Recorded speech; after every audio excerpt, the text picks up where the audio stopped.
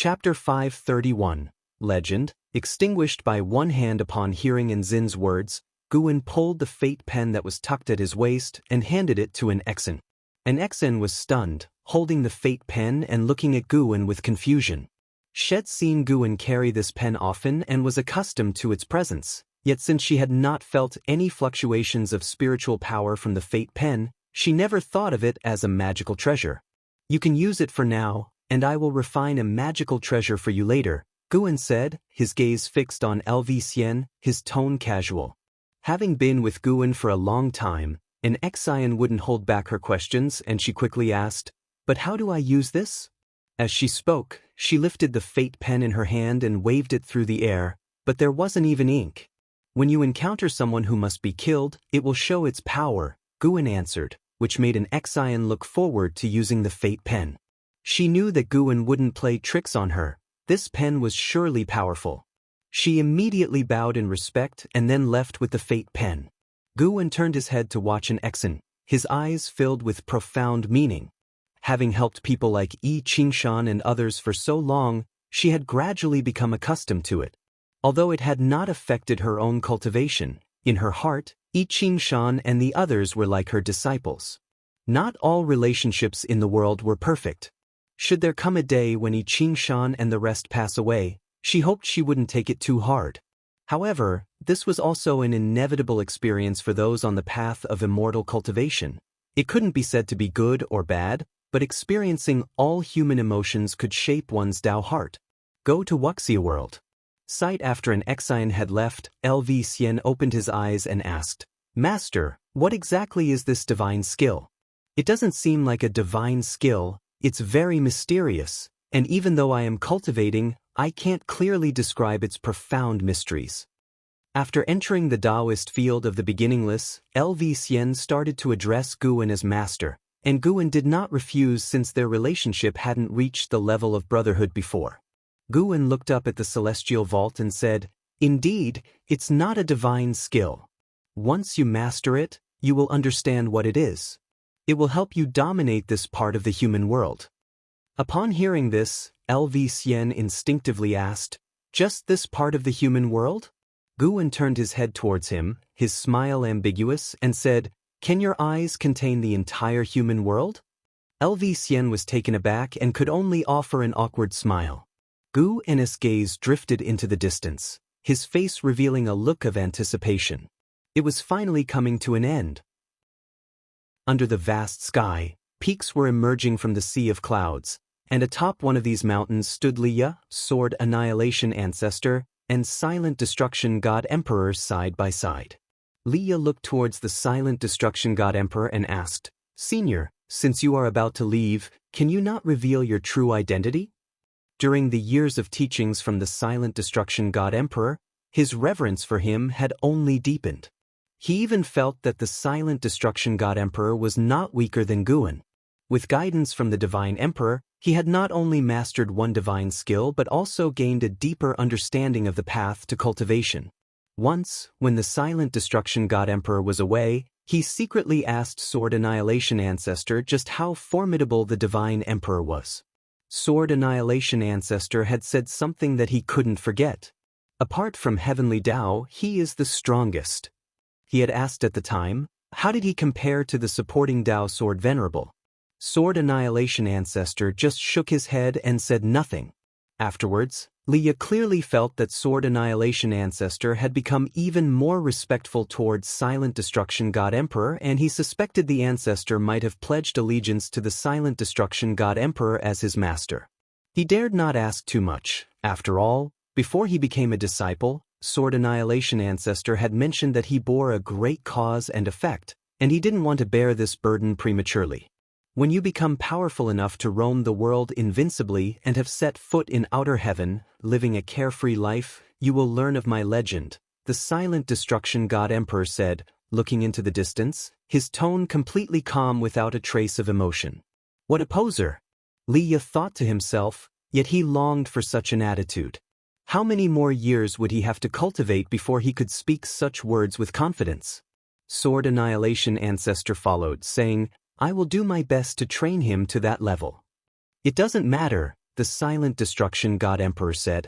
I don't care how high his achievements will be in the future. The divine skills have been imparted, and we are clear of debt and responsibility.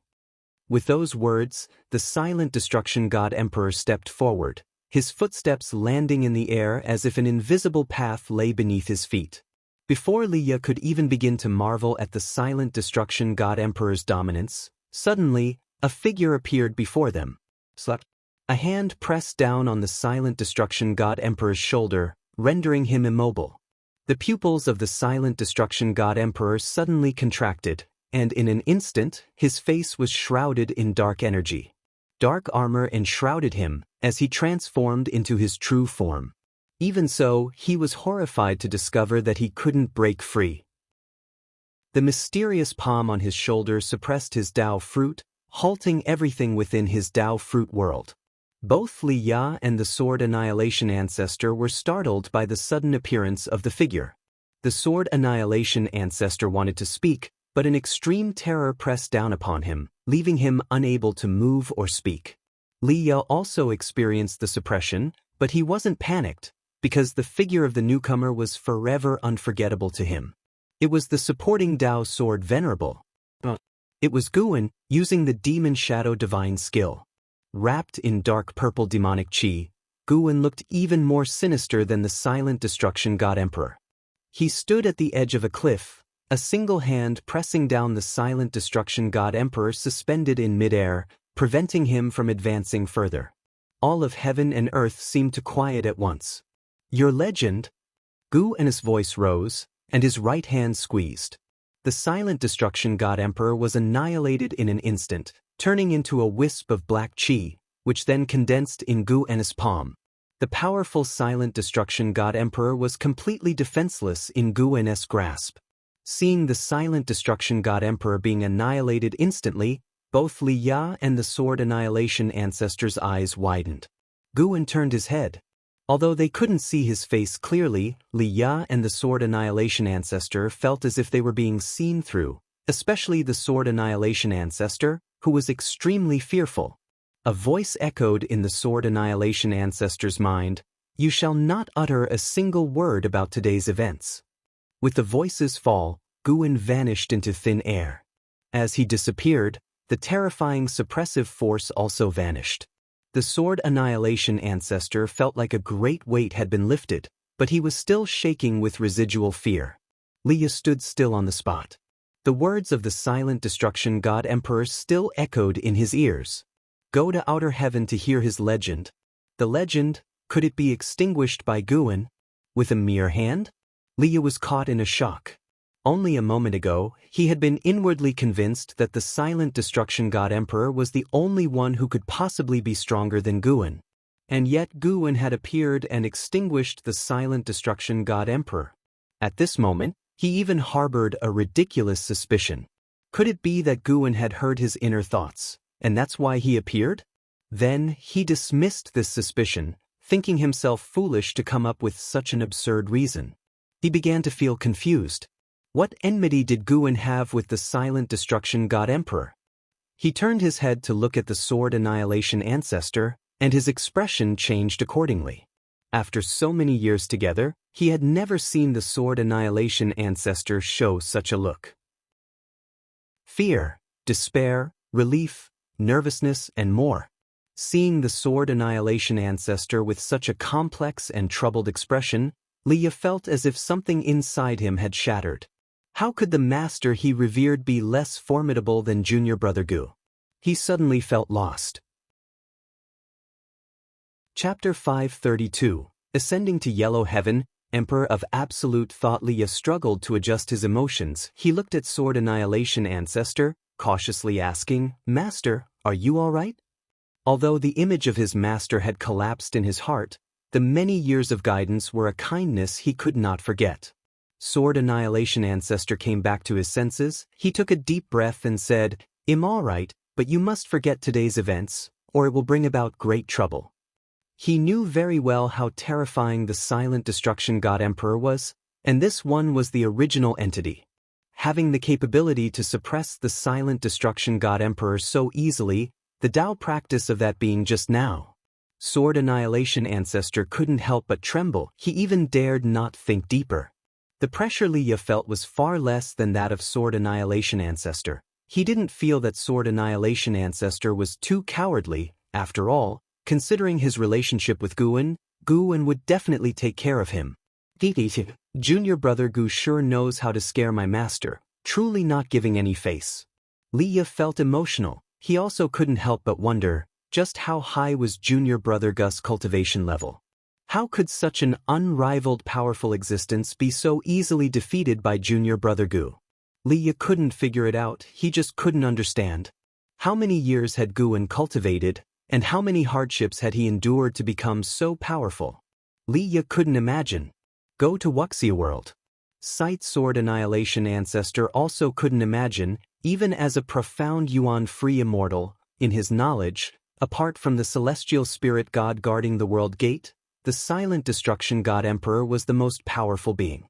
Previously, supporting Dao Sword Venerable had exterminated the incarnation of the silent destruction god Emperor, and when the silent destruction god Emperor himself arrived, it frightened supporting Dao Sword Venerable to leave the celestial spirit great world, undeniably proving the power of supporting Dao Sword Venerable.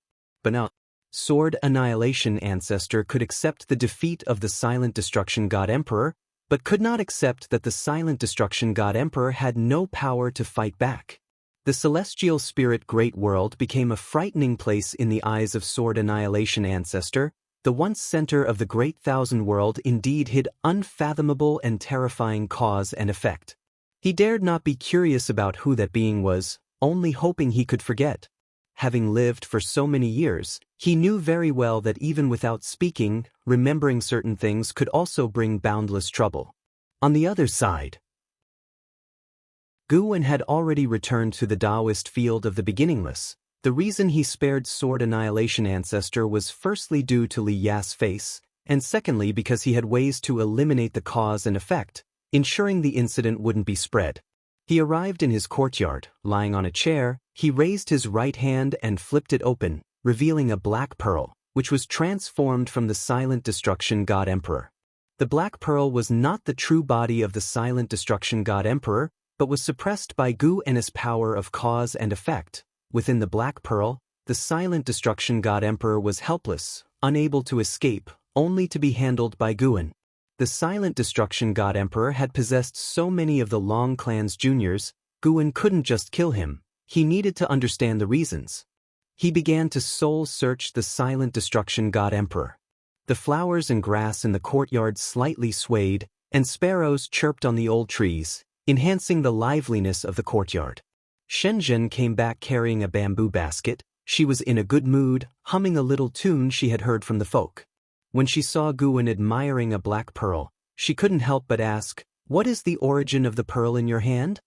She was just curious and didn't think much about it. Usually, Guan liked to fiddle with little gadgets, making others feel cultivation was easy for the highly skilled, with no need for daily practice. "I picked it up in the river," Guan casually replied. His heart, however, was filled with murderous intent. Through soul-searching, he saw the tragic conditions of generations of the Long clan's talented members. The lighter cases were possession. The severe ones endured endless torment, being tortured to death alive. The silent destruction god Emperor was not reincarnated into the Long clan, but targeted the exceptionally talented disciples of the Long clan for possession, thus seizing their lives. If the possession failed, he would find ways to take their bloodline, making the victims endure unimaginable pain. As Guan had guessed, the silent destruction god Emperor had indeed targeted the Long clan's bloodline because of Long Zhan. The divine emperor had noticed Long Zhan when he roamed the universe. He found Long Zhan's growth rate astounding, hence always kept him under covert observation. When Long Zhan crossed the 9 heavens of the immortal path, he felt threatened, thus making his move to execute him. Afterward, he took Long Xian as his disciple and assisted Long Xian in rebuilding the battle court, having a genuine mentor-disciple bond with Long Xian without ever attempting possession.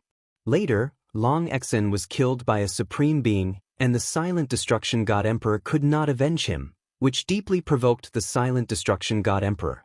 Afterwards, Long Xin's grandson exhibited a talent no less impressive than Long Zhan's. He then became greedy, continuously searching and continually failing, making him more obstinate, eventually leading to a great disaster. The one who killed Long Xin came from ascending to Yellow Heaven, known as Emperor of Absolute Thought. In the memory of the silent destruction god Emperor, at that time, he had yet to reach the middle stage of the innate golden immortal realm. Facing the Emperor of Absolute Thought, he was completely powerless and only managed to escape by using a secret technique.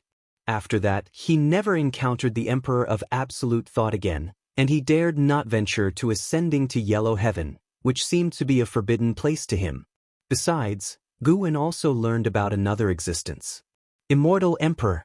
This person was the Lord of the War Court, initiating the war that overthrew the power of the Long clan.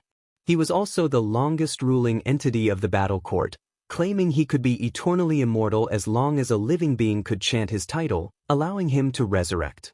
The silent destruction god Emperor was also wary of the immortal Emperor. The two never clashed. It's worth mentioning that the immortal Emperor was not interested in the Long clan, spending years in seclusion. It was his offspring who, fearing the Long clan's resurgence, began the extermination. As Guwen continuously extracted memories, Shenzhen sat on a nearby stool, quietly watching him. For some reason, she felt the black pearl in Guwen's hands had a not-so-simple origin. Moreover, Guwen's current state gave her an indescribable feeling of profound mystery. She felt like painting. Hence, she took out a palette and set it up in front of her, then hung up a sheet of paper and took out her ink and brush. Guwen noticed her actions but said nothing. Time quickly passed. After a long while, after Guwen finished plundering the memories of the silent destruction god Emperor, he clenched his right hand, shattering the black pearl. You have successfully seized the lifespan of the silent destruction god Emperor, middle stage of innate golden immortal realm, 415,098,273,628 years, 15 billion years of lifespan. Upon seeing this prompt, dark thoughts of slaying innate golden immortals arose in Guwen's heart, but he quickly suppressed them. To live to the innate golden immortal realm, one must surely not be ordinary. Like the silent destruction god Emperor, his master, close friends, and disciples were all extraordinary. Just killing him was manageable, as Guwen could erase the cause and effect, but if he killed too many, it would always lead to major trouble. Regardless, eradicating the silent destruction god Emperor resolved a great concern for Guwen. After that, he could fully enjoy life and watch his disciples grow. Guwen turned his head to look at Shenzhen nearby, curious about the kind of painting she had created. He saw Shenzhen holding the brush, her expression slightly blank, completely fixed in front of the palette, motionless. Guwen immediately stood up and walked over to her, making his way to her side, looking at the drawing paper with squinting eyes. The paper depicted a man with white hair and blood clothes, standing atop a mountain peak, gazing up at the sun, moon, and stars. Although Shenzhen's drawing was not very clear, Guwen could recognize the person instantly. Long Xin's grandson, Long Jun's son, Long Mie. The character extinction in Long Mie was derived from the silent destruction god Emperor, who had visited him when he was just born. At that time, the silent destruction god Emperor hadn't yet realized Long Mie's talent. This scene in the painting had not appeared in the memories of the silent destruction god Emperor. After the silent destruction god Emperor captured Long Mie, and before he had attempted possession, they encountered a great Tao storm on the path of the great Tao, which obliterated Long Mie while severely injuring the silent destruction god Emperor. Chapter 533 Buddha Immortal. Could Long Mie be alive? Guwen gazed at the painting by Shenzhen and speculated thus in his heart. Indeed, in the memories of the silent destruction god Emperor, he and the battle court were doing their utmost to slaughter the Long clan, yet descendants of the Long clan always managed to escape. Only when Long Qing came into the picture did the silent destruction god Emperor seem to hold some trepidation, beginning to observe secretly. Could it be that Long Mie was protecting the descendants of the Long clan from the shadows? As Guwen pondered this, he lifted his hand and gently patted Shenzhen's shoulder. Shenzhen suddenly snapped back to reality. Subconsciously, she turned her head to see Guan, and upon recognizing him, she let out a sigh of relief. She spoke up, "Just now, I felt as if I'd fallen into some sort of magic barrier. I saw a person who kept staring at me. It was so frightening." During the conversation, she glanced over at her own painting, fear showing in her eyes for the first time. Guan asked, "What else did you see?" Shenzhen began to describe the magical barrier she had experienced. Below the mountains in the painting was a sea of blood with bones bobbing up and down, a sight so startling it was unbearable. The blood sea felt so oppressive to her that she couldn't bring herself to depict it. The man in blood clothes standing atop the mountain peak gave Shenzhen an endless sense of desolation. Even though she couldn't see this man's past, she could feel the deep vengeance of the blood sea he bore and his lonely, unsupported existence. Go to Wuxia World. Sight listening to Shenzhen describe the feelings Long Mie incited in her, Guan sighed internally.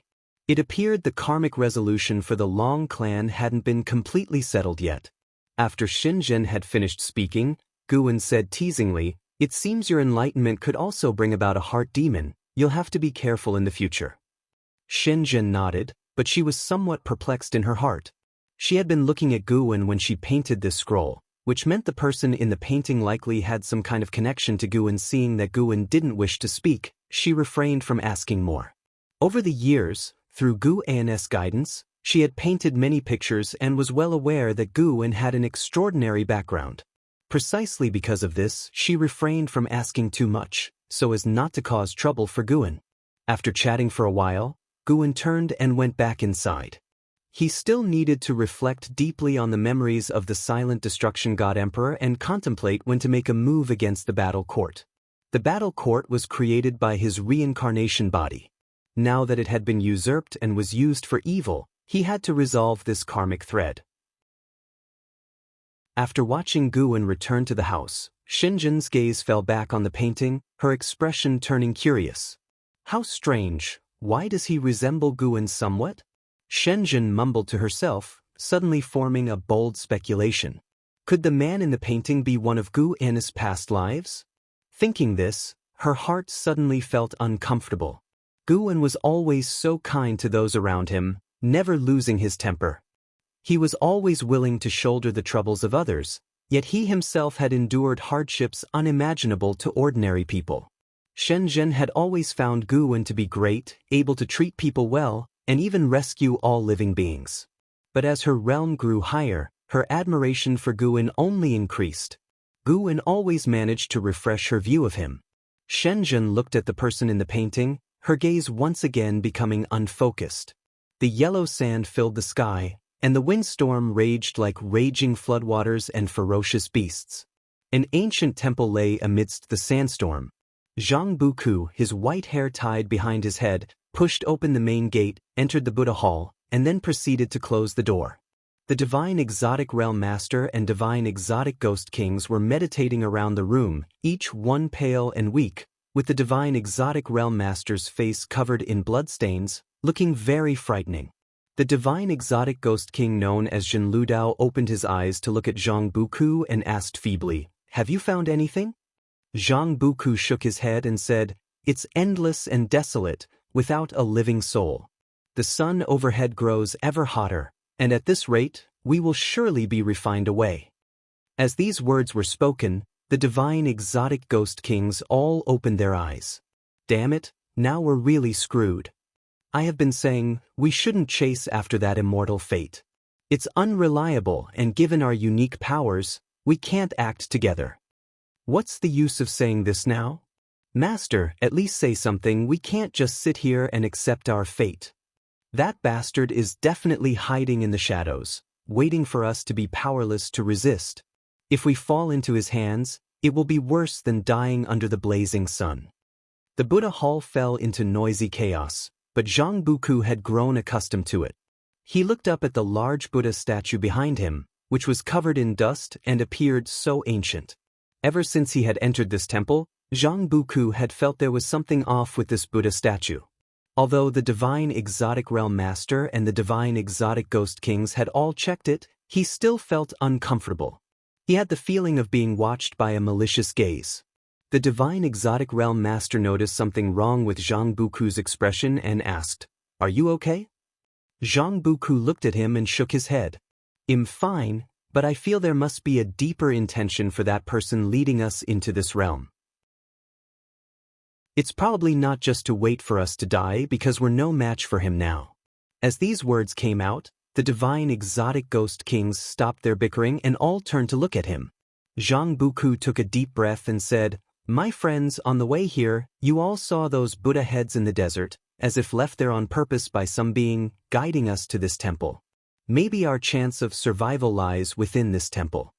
Hearing this, the divine exotic ghost kings all stood up, looking around. The divine exotic realm master thought it made sense and turned his head to observe the surroundings. Slowly, a heavy silence fell upon the Buddha hall. After a while, everyone's gaze was drawn to the large Buddha statue. Defying the 9 netherworlds, anxious, asked, "Do any of you feel something is off?" His words broke the silence, prompting the other divine exotic ghost kings to speak up, sharing their feelings as if the liveliness could drive away the unease in their hearts. Zhang Buku's pupils suddenly dilated, his eyes fixed on the large Buddha statue's eyes. Nearly touching the ceiling, the statue's face was shrouded in darkness, making its features blurry. Zhang Buku saw that its eyes were smiling. This sent a chill through his body, a fear arising instinctively in his heart. Soon, the divine exotic ghost kings quieted down too, as they also noticed the statue smiling a cold, evil grin, sensing a greed that seemed to emanate from it. They slowly gathered together, shoulder to shoulder. The divine exotic realm master stared at the large Buddha statue, took a deep breath, and asked aloud, "May I ask which senior rests here? If we have disturbed you, please show us a way out." As his words trailed off, the eyes of the Buddha statue twisted into 2 sly slits, all the more eerie. "Do you want the immortal fate? It lies right here."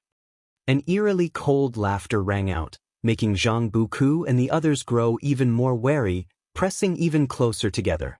Despite his fear, the divine exotic realm master asked in a steady voice, "We are willing to forsake the immortal fate. May I inquire if the senior will allow us to leave?" "Of course not." The voice drew out the last word before suddenly shouting loudly, startling the divine exotic ghost kings into constant trembling. The Buddha statue's gaze settled on Zhang Buku and sneered, "I am a Buddha immortal. I need much flesh and blood to revive, though I have no wish to resurrect. One of you will be chosen to inherit my legacy."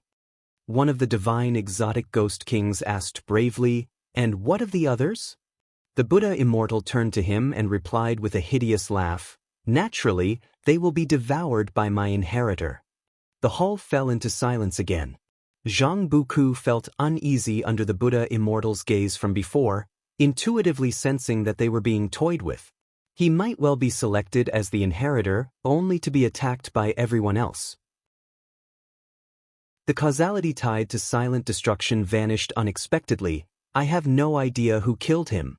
You've come just in time for me to choose an inheritor so I can be free." The Buddha immortal's voice sounded again, this time as if talking to himself. Chapter 534. The Realm of Eternal Indestructibility. The Buddha immortal's muttering made Zhang Buku and the others even more nervous, for they could feel the Buddha immortal's urgency. The more so, the more dangerous it was for them.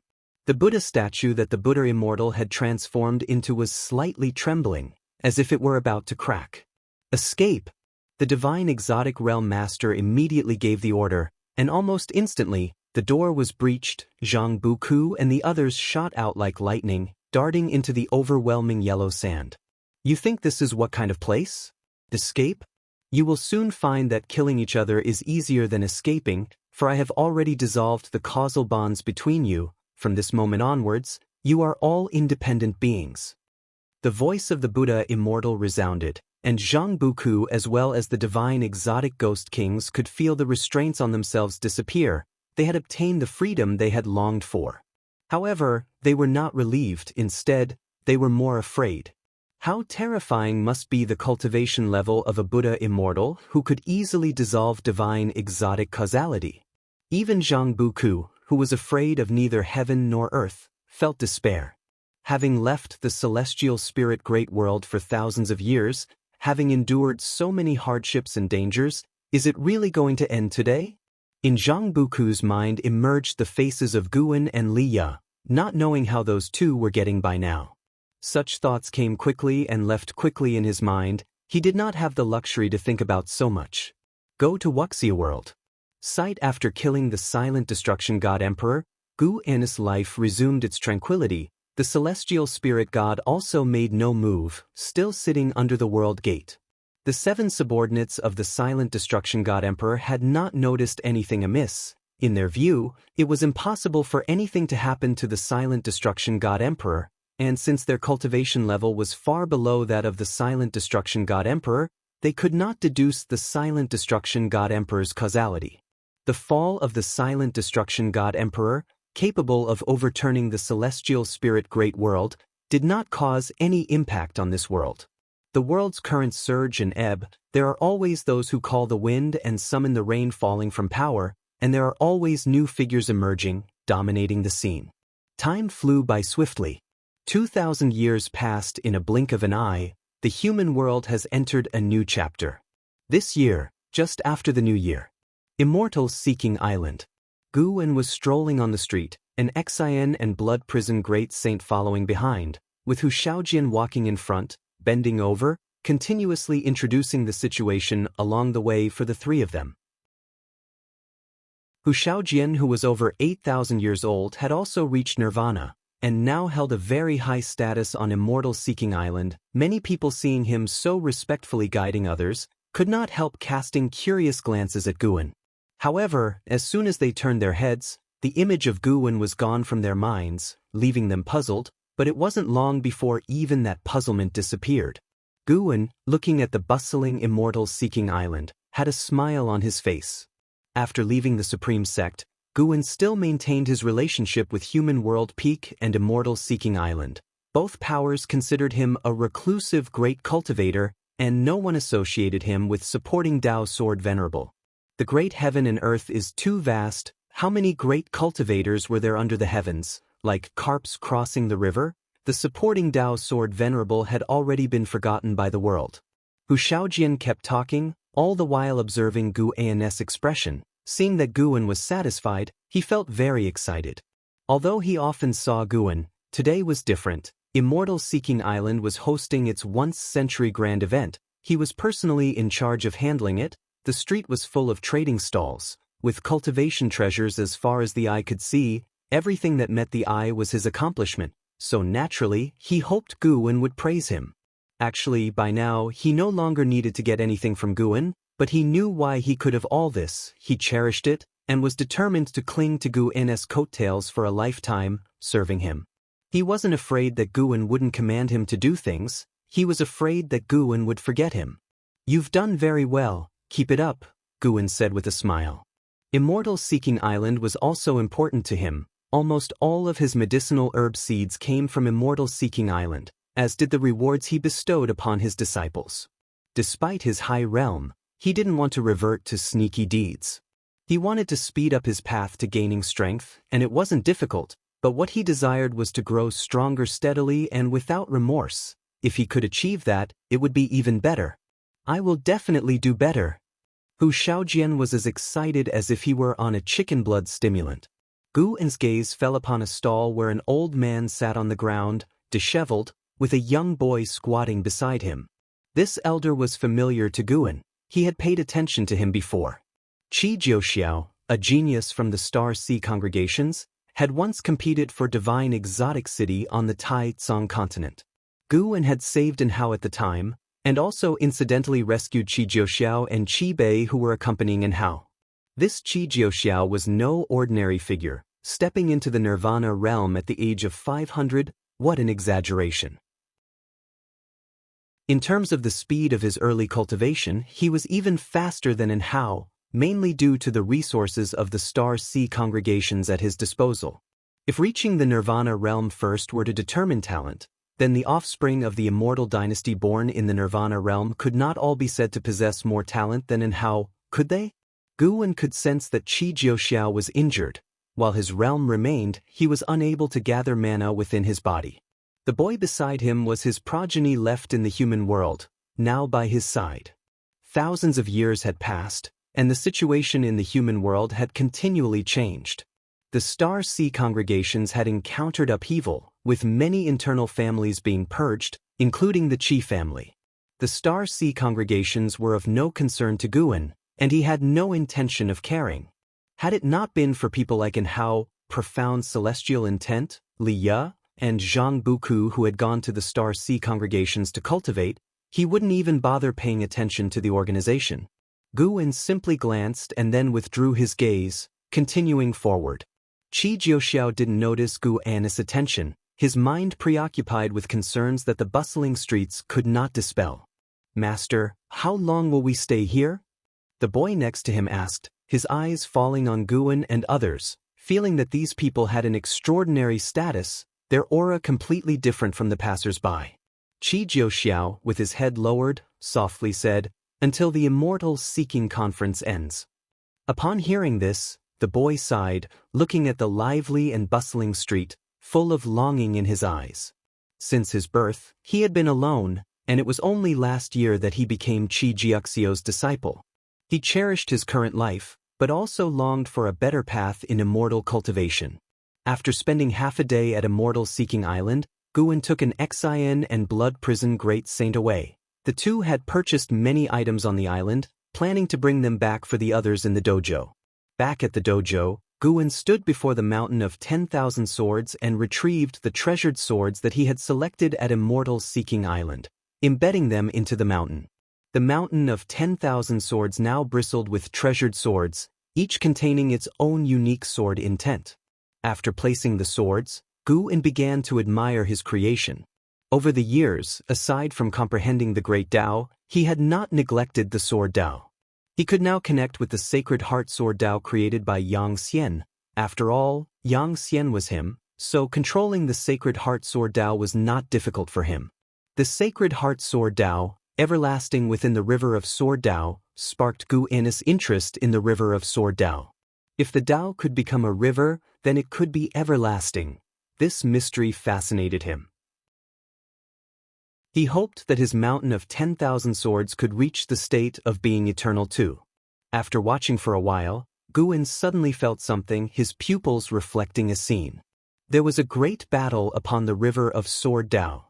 Both combatants possessed the cultivation level of profound Yuan-free immortal. Their Sword Tao prowess was incomparable, not even weaker than the Sword Annihilation ancestor. Guwen observed their Sword Tao clash and understood their complex causality. Both hailed from different great thousand worlds, both believers of the Sword Tao, and both looking up to the Sacred Heart Sword Tao. As the long years passed by, Yang Xian was no more, but his Sword Tao had become an eternal existence. Chapter 535. The Calamity of a Strange Golden. The void of endless darkness, a sparkling river flowed quietly, with neither its source nor its end in sight. This was the River of Sword Tao, situated within the space of the Great Tao.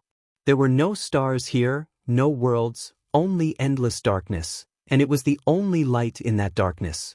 The River of Sword Tao was vast and boundless, radiating an ancient and eternal aura.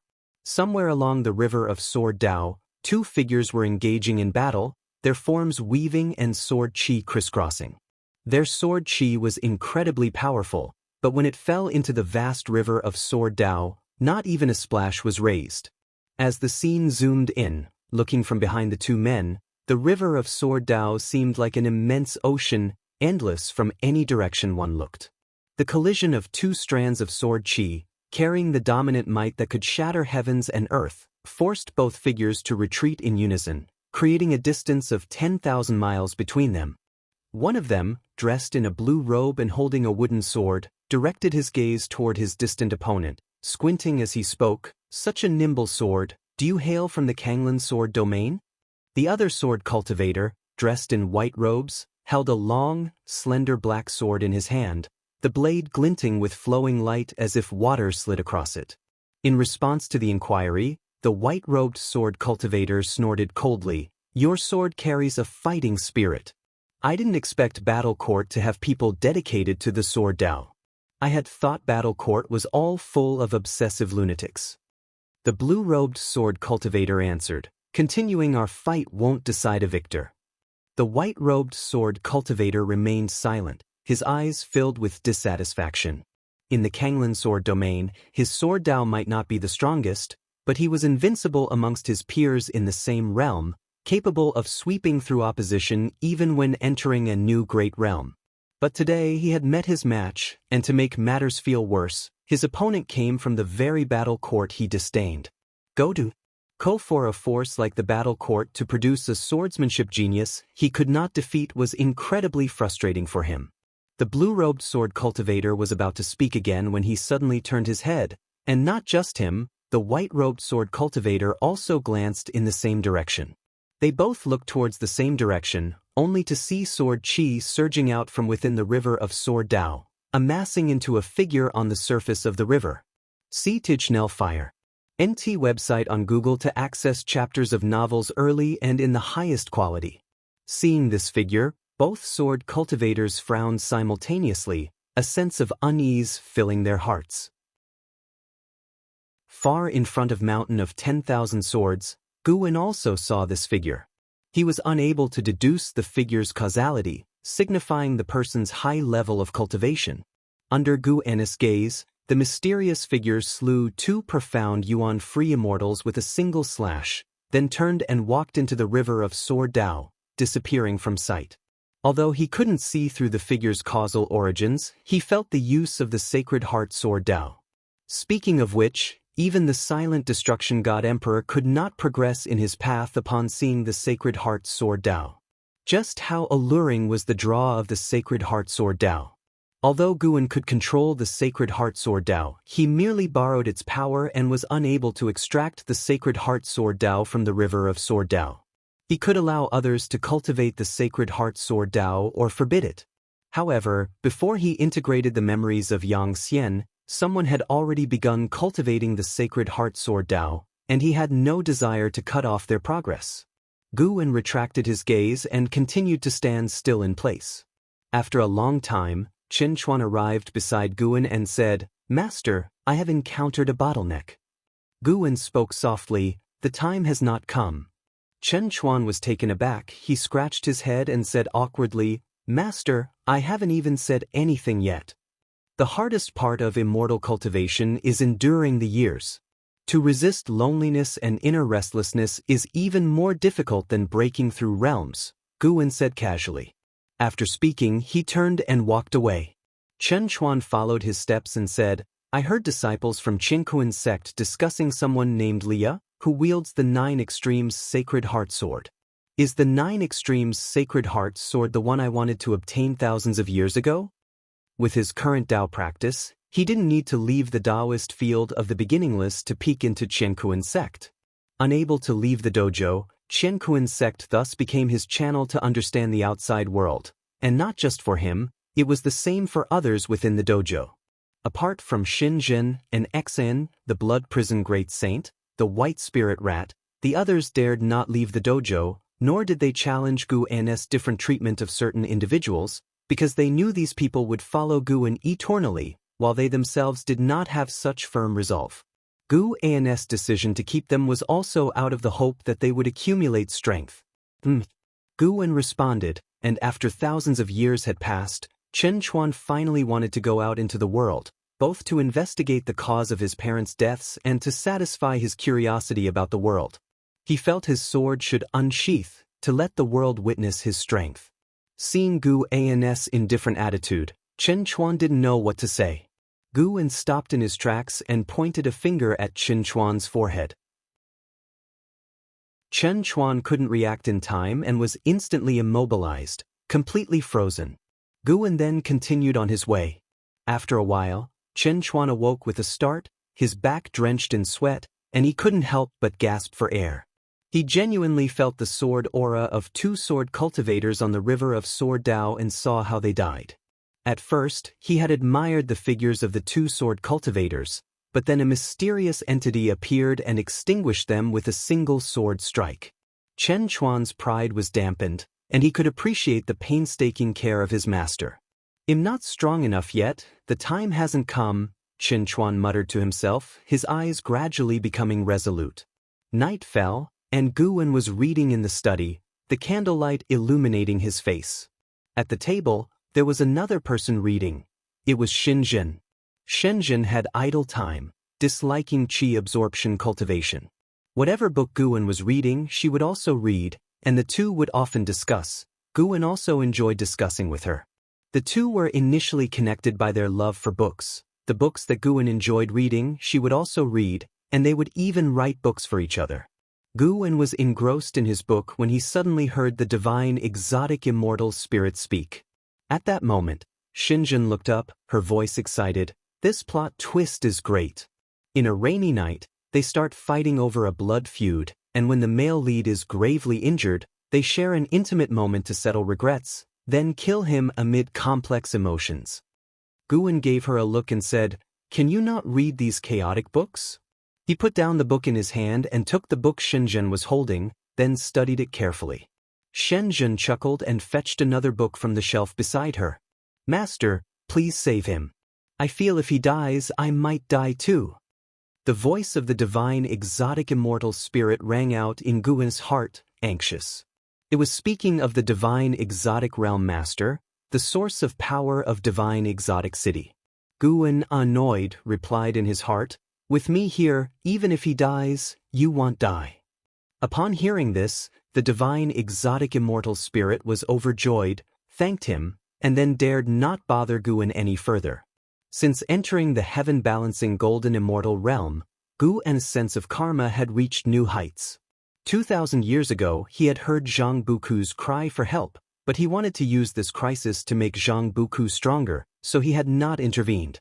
When the time was right, he would naturally take action. After the divine exotic immortal spirit calmed down, Guwen's thoughts drifted. He thought of Zhang Chuanqiu, his first senior brother when he first joined the Supreme Sect. He remembered how Zhang Chuanqiu used to train him and Meng Lang, as if it were a scene from the distant past. "Senior brother, your son will eventually go to reincarnation to find you. I look forward to the day we can reunite," Guwen said with a slight smile, thinking to himself. In his pupils, a figure appeared, a lean monk that seemed ghostly. Buddha immortal. If Zhang Buku could not deal with the Buddha immortal, then Guwen, as his martial uncle, naturally had to stand up for him. It just so happened that the Buddha immortal had a good relationship with the silent destruction god emperor. If you find any errors, ads pop up, ads redirect, broken links, non-standard content, etc., please let us know reports so we can fix it as soon as possible. Chapter 536, Celestial Court Immortal Gods. Immortal yellow sands swirled into the sky, and within a valley where not a single blade of grass grew, there sat a small blood-red lake in the center, surrounded by cliffs so neatly cut that the valley resembled a gigantic pit, with yellow sand forming an overcast dome above it.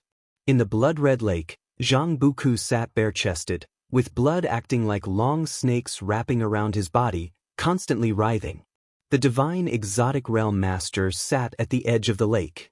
Compared to 2,000 years ago, he seemed like a different person, emaciated to the bone, his eyes lifeless, appearing like a skeleton sitting still.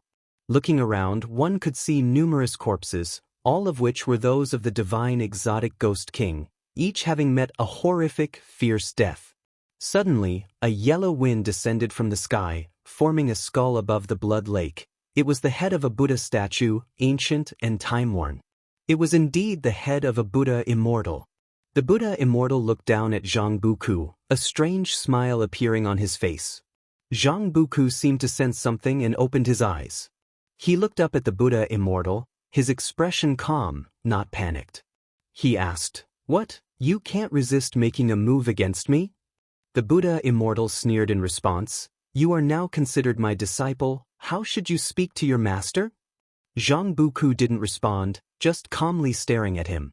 He had stayed here for 2,000 years, enduring torturous pain.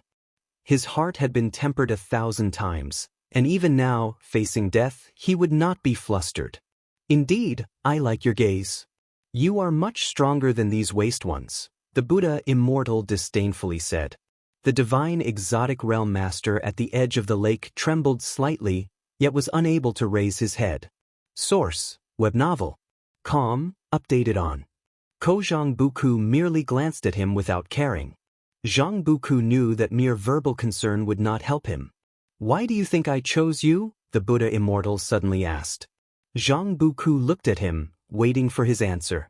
The Buddha immortal seemed not to mind Zhang Buku's attitude and smiled. You were meant to die, saved by others, your destiny changed. People like you are numerous, known as life changers. The greater the change in your destiny, the more complex your karma. That means, the higher your cultivation level, you will gradually become an anomaly of the heavenly Tao and even the great Tao. Life changers are destined for a life of hardships. Cultivation is more challenging for you than for others, but you're also more likely to encounter fortuitous opportunities. Meant to die? Zhang Buku immediately thought of Master Gu. Without Master Gu's rescue, he would have already died. So, I bear such karma, and you choose me, aren't you afraid of the trouble? Zhang Buku asked, staring at the Buddha immortal. The Buddha immortal showed a sly smirk. Kid, do you aspire to be an immortal god? Your destiny pattern suits well to ascend to the celestial court. The celestial court? Indeed, that is the domain of the immortal gods. They are the true immortal gods, protected by the celestial Tao destiny. As long as the heavenly Tao remains unaltered, they do not perish. They wield the supreme power, ruling over all the great thousand world. The reason the human world has immortal gods is also because of them. However, mortal spirits cannot see them, and they disdain letting mortal spirits behold their true forms. The Buddha immortal spoke in a beguiling tone, the appeal of immortality immense. Even the transformed Zhang Buku felt emotional turbulence within. Sir, the novel Fire. Net website on Google to access chapters of novels early and in the highest quality. Cultivating for immortality, isn't it all for longevity? Power does not always come from cultivation level, family background, or a sect, but longevity can only be achieved on one's own. Even though Zhang Buku had traversed many realms, he had never heard of anyone achieving eternal life. I too once belonged to the celestial court, but immortality for me turned into a shackle. Thus, I wish to leave. However, the celestial Tao immortal position cannot be left vacant, otherwise the celestial court will not spare me. You are meant to replace me. The Buddha immortal looked at Zhang Buku seriously, his voice now devoid of mirth. Zhang Buku asked, Is it that easy to replace? The Buddha immortal replied, The celestial court isn't the sect you imagine it to be. Immortal gods do not often meet one another. Many immortal gods spend their lives confined to one place, never entering the celestial court, not meeting other immortal gods. To even glimpse the celestial precepts is already a great fortune in life. Zhang Buku understood upon hearing this. The Buddha immortal status in the celestial court must be very low, so low that hardly anyone pays attention. This realization bittered his heart. Even the lowest existence in the celestial court could bring him endless despair. Such a terrifying place it was, and he felt that stepping into it would lead to endless troubles. According to the Buddha immortal, although the celestial Tao immortal position grants immortality, it also strips one of their freedom. Perhaps the Buddha immortal could only guard this realm. If he had to stay in this sandy world forever, he could not accept it. Seeing Zhang Buku fall into despair, the Buddha immortal continued, Only by accepting the celestial Tao immortal position will I give that fellow a chance to live. He can't hold on much longer.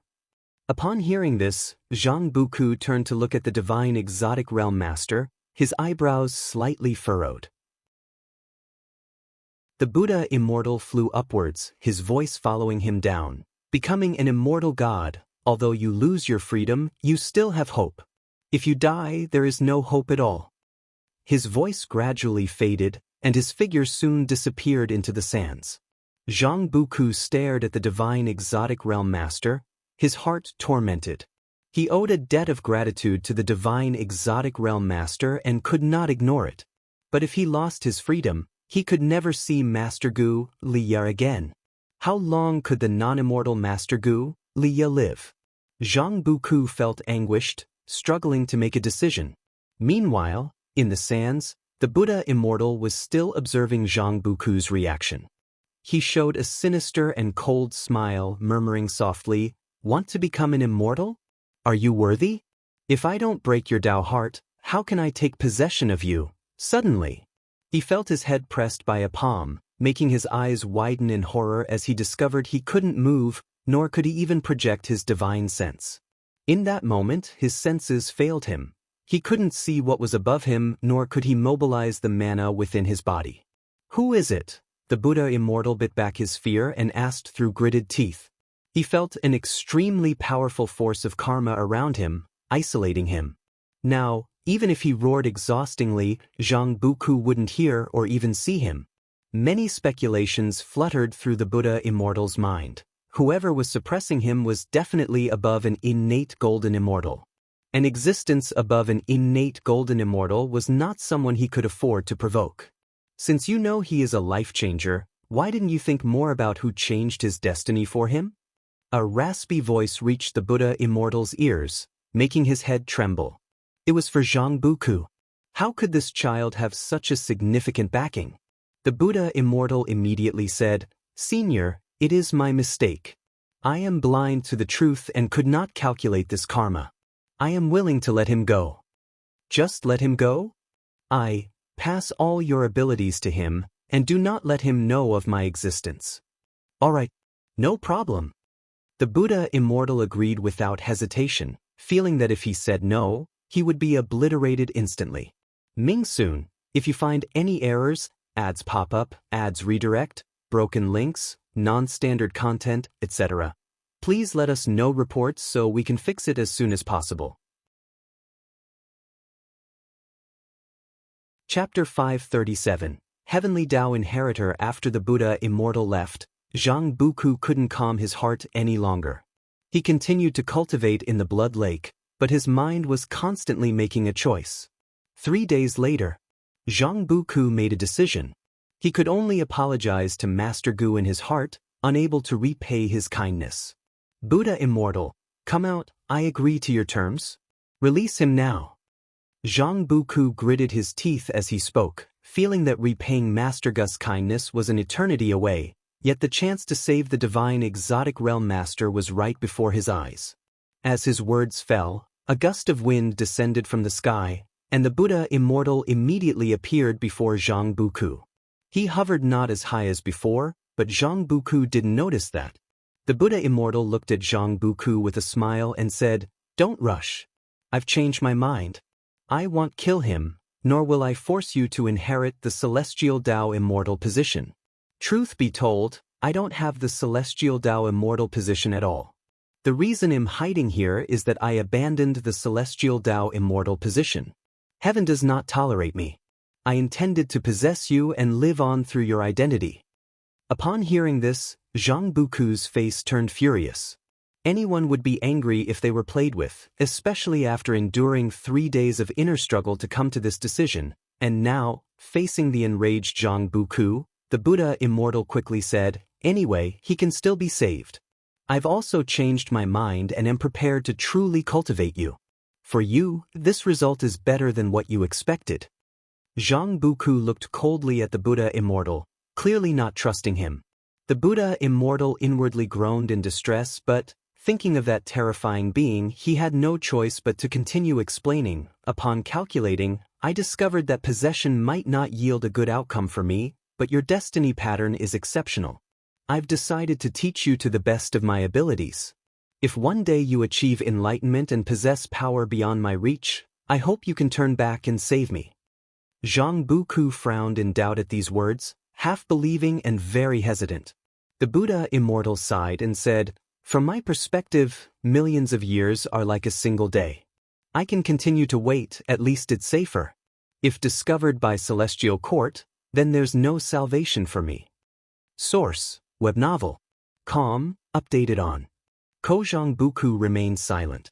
The Buddha immortal immediately turned around, opened his mouth, and spat out a beam of bloody light that fell upon the divine exotic realm master. The realm master's breath rapidly recovered, and their flesh began to look fuller. Seeing this, Zhang Buku believed him for the most part. However, another confusion arose. Did the Buddha immortal really come to this realization on his own? Why did the whole situation seem so perplexing? Taoist field of the beginningless, inside a room. Nighttime still filled the view outside the window. Shenzhen was still reading. Gu N's spirit retracted without drawing her attention. To warn the Buddha immortal, it wasn't Guin himself who went, but a manifestation created by the power of karma. With Zhang Buku and the divine exotic realm master there, Guin could quickly locate them. Their world's rules of heaven and earth couldn't restrict Guin. To Zhang Buku, the celestial spirit great world was very, very far away, so distant he didn't know if he could ever return in this lifetime. But in Gu N's eyes, Zhang Buku wasn't too far, even if he was in another great thousand world. Going there wouldn't be too difficult. The hardest part of crossing the great thousand worlds is passing through the world gate, guarded by the celestial spirit god. Gu N was different. He could traverse different great thousand worlds using the river of Sword Tao. The river of the great Tao exists outside the universe, an unfathomable concept. The enlightened can use the river of the great Tao to travel to different places. However, most who enter find themselves perplexed and unable to find an exit. Only the desperate enlightened would flee into the river of the great Tao. Contemplating different great Taos allows entering the respective rivers. Those musing on the path of destiny may enter the river of destiny, and those on the Sword Tao may enter the river of Sword Tao. To glimpse the rivers of the great Tao is incredibly challenging. Not every profound yuan-free immortal can do it. It purely depends on one's comprehension. Guin closed the book and said, "Dawn is nearly here. You can go back now." Shenzhen glanced at him and asked, "Why the hurry tonight?" "The last time we discussed Green Hero Travelogue, we talked for a whole day and night. I just went through a struggle and am somewhat tired." Sar the Ovalfire. Net website on Google to access chapters of novels early and in the highest quality. What struggle?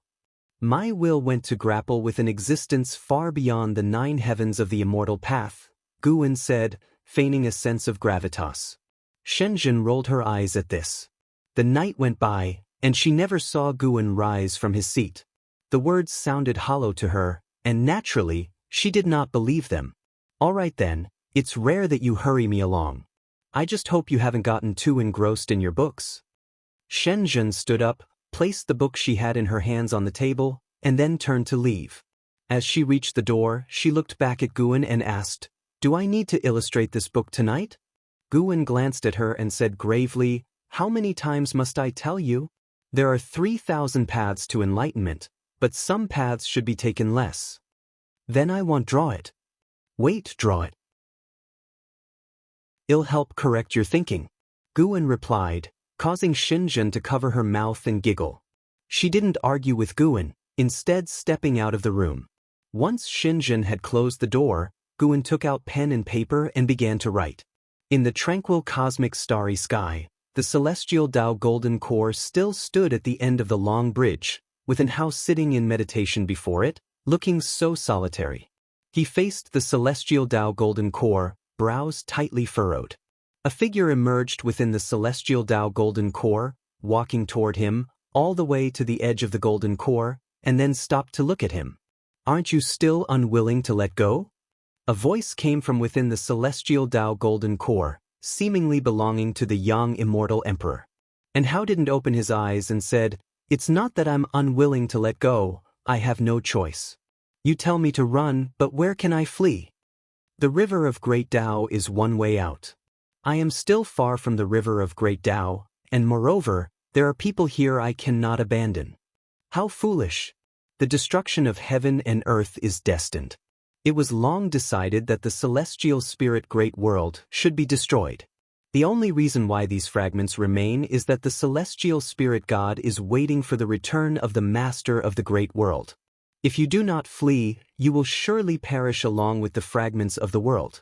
You possess a destiny pattern that should not exist in the great thousand world. To die here would be such a pity. The voice from the celestial Tao golden core came again, urgent in its tone. And how did not answer? Your most revered master has already fled. Don't you understand? Staying here is meaningless. The mysterious voice spoke with a tone of disappointment, prompting in Hao to open his eyes. And Hao said gravely, my master could not possibly flee. If he left, it was for other matters. In his heart, his master was a fearless, transcendent being, one above reproach, even by the whim of heaven. He now realized that the celestial Tao golden core before him was of heavenly Tao, but had betrayed it.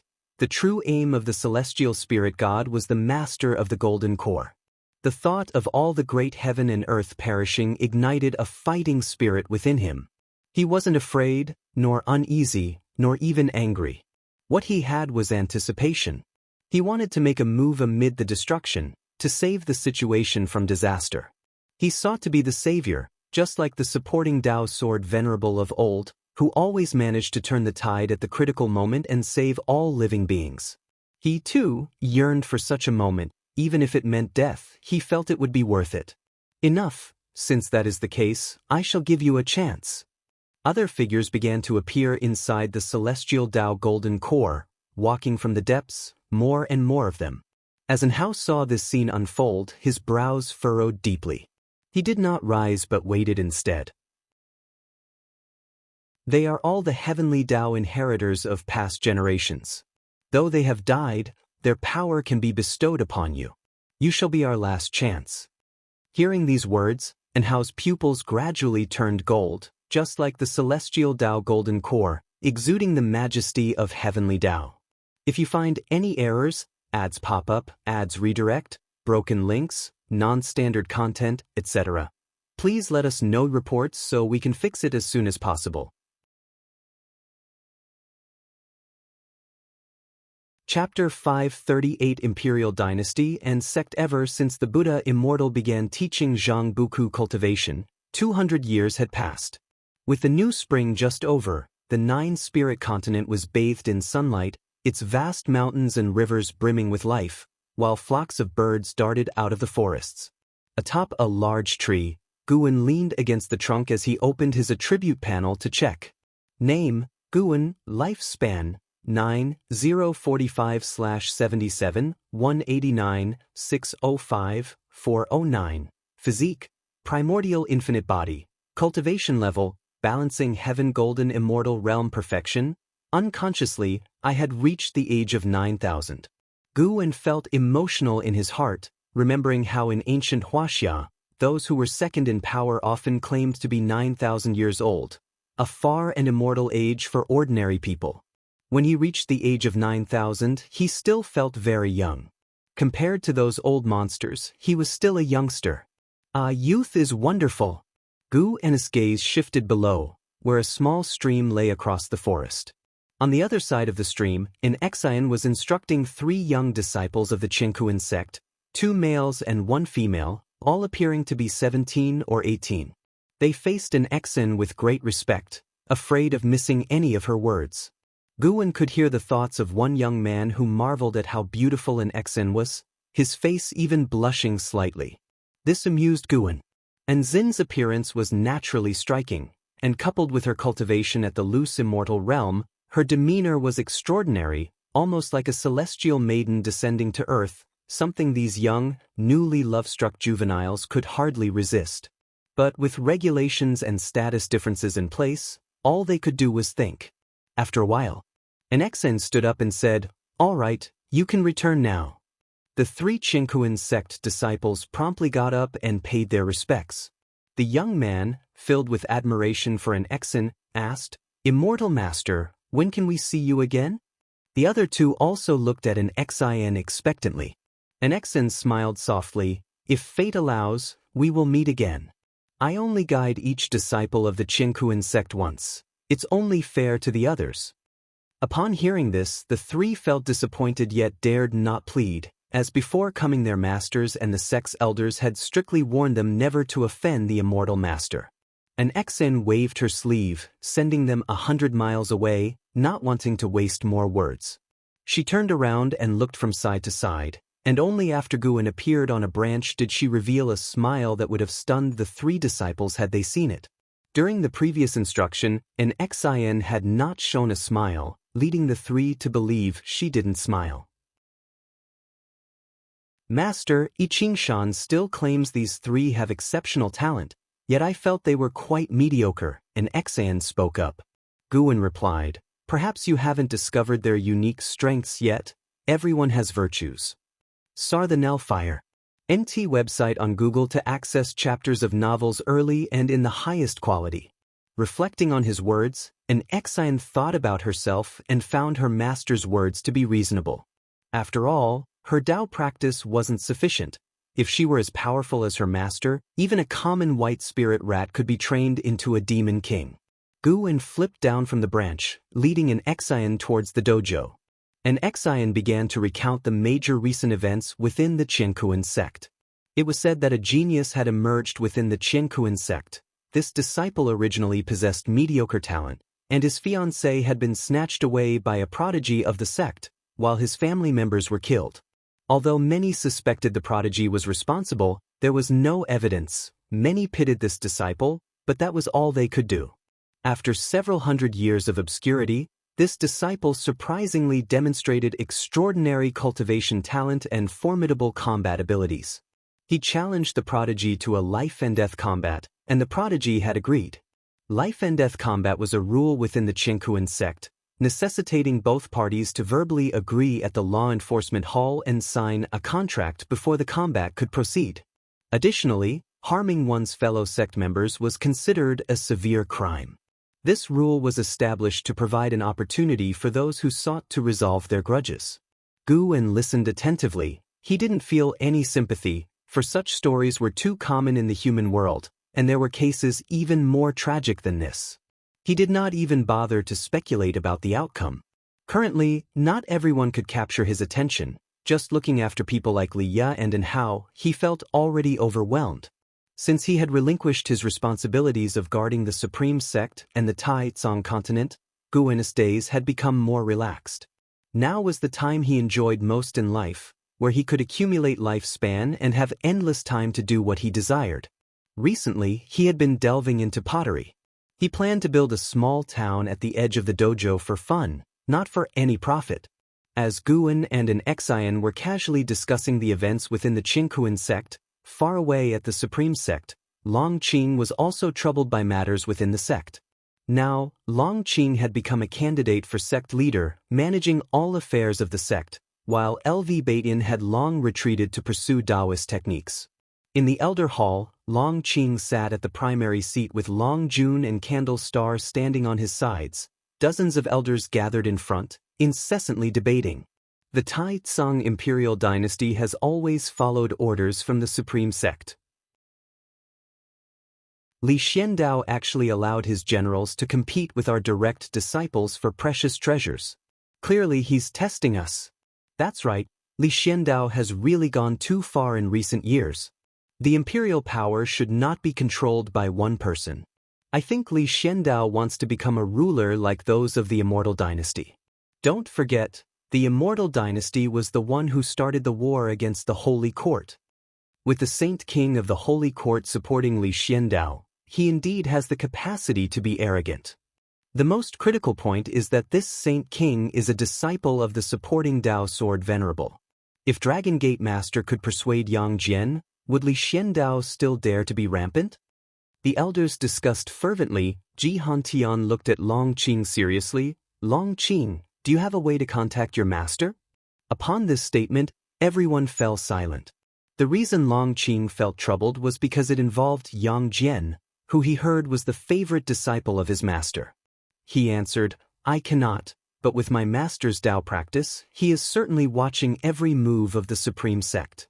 Ji Hantian remained silent, and the elders exchanged glances. Many elders had never met the supporting Tao Sword Venerable, but they had heard many legends about him, especially after entering the Elder Hall. they understood more about his esteemed status within the supreme sect. As long as the sword intent on the heaven-repairing platform remained undissipated, the revered status of the supporting Tao sword venerable within the supreme sect would not fade, nor would anyone dare to challenge his authority. An ancient sect elder spoke up. The Tai Tsang imperial dynasty has already dominated many seas, and although the supreme sect is growing stronger, its expansion is not as aggressive as that of the Tai Tsang imperial dynasty. I think instead of suppressing the Tai Tsang imperial dynasty, we should focus on developing the supreme sect. Once the supreme sect is strong enough, the Tai Tsang imperial dynasty will naturally come back to us. Hearing this, a female elder couldn't help but retort, "Develop? How do we develop? We are a sect, and our disciples' main duty is cultivation, not territorial expansion, plus we claim to adhere to the righteous Tao and must not plunder." Her words resonated with many. Suddenly, Candle Star chuckled, "Looking to develop? Your opportunity has indeed arrived." Everyone immediately looked at him, their faces filled with expectation. Candle Star was a highly accomplished Taoist, and his words might be true. Moreover, Candle Star had accompanied Long Qing for thousands of years, frequently aiding the supreme sect, thus holding immense prestige, which was also why Long Qing could swiftly wield great power. If you find any errors, ads pop up, ads redirect, broken links, non-standard content, etc., please let us know reports so we can fix it as soon as possible. Chapter 539, Celestial Spirit's End. Invincible Power. Ji Han Tian looked at Candle Star and asked respectfully, "I hope the senior can enlighten us. What exactly is the opportunity?" Candle Star smiled and said, "The immortal dynasty will soon disperse. That is the opportunity." The immortal dynasty will disperse? Wish. The elders were shocked. To them, the immortal dynasty and holy court were colossal entities within great heaven and earth, overlord-level forces. The chaos in the world was due to the struggle between these two powers. How could the immortal dynasty, which had stood through countless calamities, now fall? Long Qing also felt surprised and looked at Candle Star in astonishment.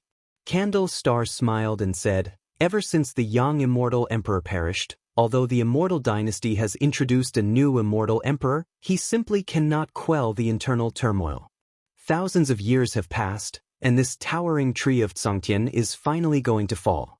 But with its fall comes vigorous life for all beings on the earth, be it Taoist techniques, magical treasures, or fortunes of the land.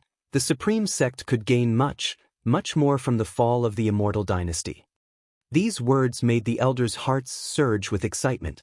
They began to inquire when the immortal dynasty would fall, to which Candle Star smiled mysteriously and said, "Soon." The news of the immortal dynasty's impending fall spread throughout the world like a whirlwind, causing great alarm. Without the immortal dynasty, wouldn't the holy court dominate the world, and wouldn't the world welcome an era of peace? Such thoughts arose in the hearts of 90% of those in immortal cultivation, and in time, more and more beings and powers started to anticipate the fall of the immortal dynasty, which forced the internal factions of the immortal dynasty to struggle even more fiercely. It seemed as if the dissolution of the immortal dynasty was the direction of the celestial mandate, and under such a major trend, the holy court, on the contrary, appeared very silent. Because the young immortal emperor had moved another great world next to the celestial spirit great world, powerful forces began to rise there as well. Hearing that the immortal dynasty would fall, the powers on the other side developed even more rapidly, as if afraid of missing their chance. Against this backdrop, another 10 years passed. Deep in the universe, within the silent extinction domain, fog from the great Tao surged, making the universe seem so quiet. The world gate, symbolizing the end of the universe, remained steadfast. The celestial spirit God, sitting in meditation beneath the world gate, radiated strong heavenly Tao light, dazzling and splendid. Beneath the strong light, the figure of the celestial spirit God seemed to have even more presence than the world gate. Suddenly, the world gate burst forth with a red light, flickering slightly, and in nearly an instant, the celestial spirit God opened his eyes, and two cold rays burst forth, scattering the great Tao fog as if it had met its natural predator. The celestial spirit god stood up, and the space of the universe twisted around him. He raised his right hand and reached out across the distance. As he clenched his fist, the red light on the surface of the world gate vanished abruptly, and all seemed to return to calm. At the Taoist field of the beginningless, by the lakeside, Guan, who was fashioning clay pottery, looked up and saw the mighty destiny that had enveloped the continent of the immortal dynasty dissipate in an instant. Without destiny, the rules binding the immortal spirits suddenly vanished, as did the transcendent force uniting the immortal spirits. Next, the immortal dynasty would face unprecedented chaos. Slaughter, plunder, revenge, and so on. Even immortal spirits born into the nirvana realm revealed the dark side of human nature. The continent of the immortal dynasty turned into the human world's hell in a very short span of time. Those who wielded great power began to seek their own interests, tearing apart their usual facades to become entities that the common people of the immortal dynasty feared. Guan continued to shape his pottery while watching this unfold. Having experienced so many lives through reincarnation, Guan's Tao heart had entered a higher level. In the worlds created by the great Tao, tragic scenes were everywhere. If one could not overcome the psychological impact and emotional pull of witnessing the tragedies of the human world, how was one to achieve enlightenment? Sir the Oval Fire. At website on Google to access chapters of novels early and in the highest quality. With the celestial spirit god personally dissolving the destiny of the immortal dynasty, Guan saw the endpoint of the celestial spirit great world. The heaven and earth Tao fruit, symbolizing the heart of heaven and earth, would emerge in the future, and the world's powerful would flock to it. When someone obtained the power of that Tao fruit, the celestial spirit god would appear, and this time he would destroy everything.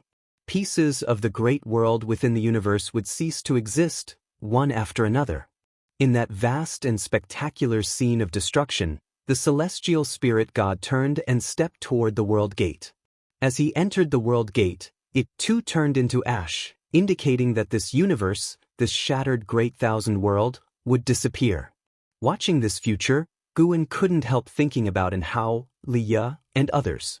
With the lifespan dojo and his own cultivation level present, even if the universe perished, he was able to keep the people he cared about alive. But Hao, Liya, Longqing, and profound celestial intent were not the kind to quietly stay in the dojo, and they also had their own loved ones to think about. Human world was like a net, with each person intertwined in countless relationships that connected the whole of great heaven and earth. The person could be insignificant, trivial, but a person could also be crucial, indispensable. Guan was faced with only two choices. The first was to annihilate the celestial spirit god, offend the celestial court.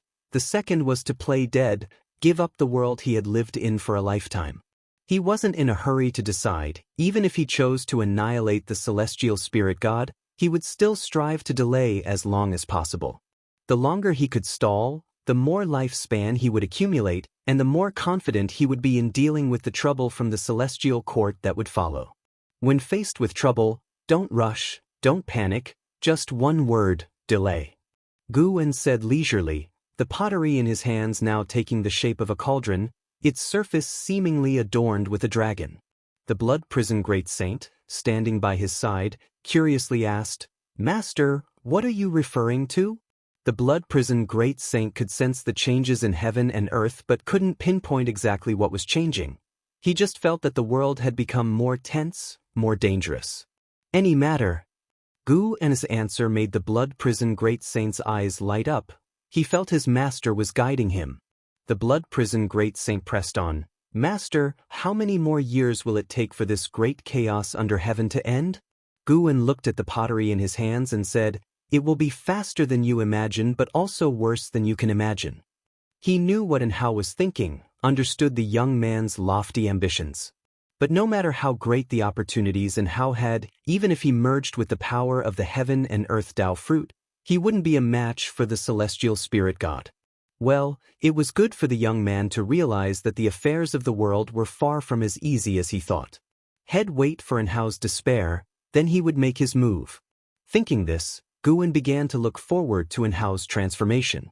Enhao was good in every way, except he didn't value feelings enough. His heart was always filled with Guin, and in Xian, he always felt he was born alone, that he only needed to repay gratitude.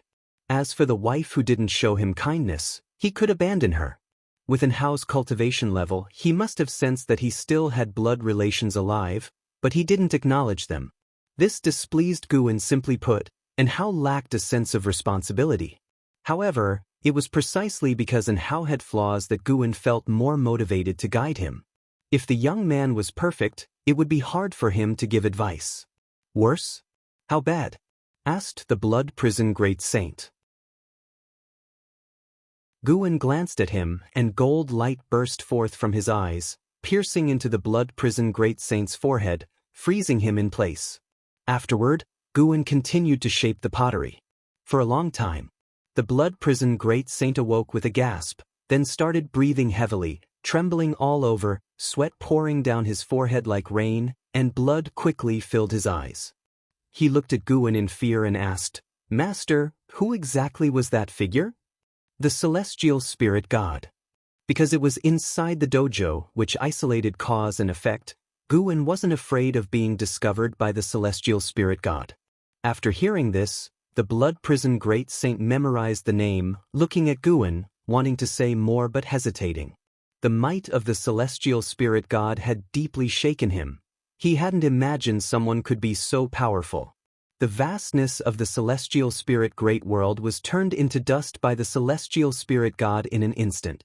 Not just the celestial spirit great world, but countless other worlds too were destroyed. The blood prison great saint wanted to ask Guin who was stronger between him and the celestial spirit god, but was afraid of offending him. Although the blood prison great saint held Guin in the utmost awe, after witnessing the strength of the celestial spirit god, it was hard to believe again that Guin was invincible. If you find any errors, ads pop up, ads redirect, broken links, non-standard content, etc., please let us know reports so we can fix it as soon as possible.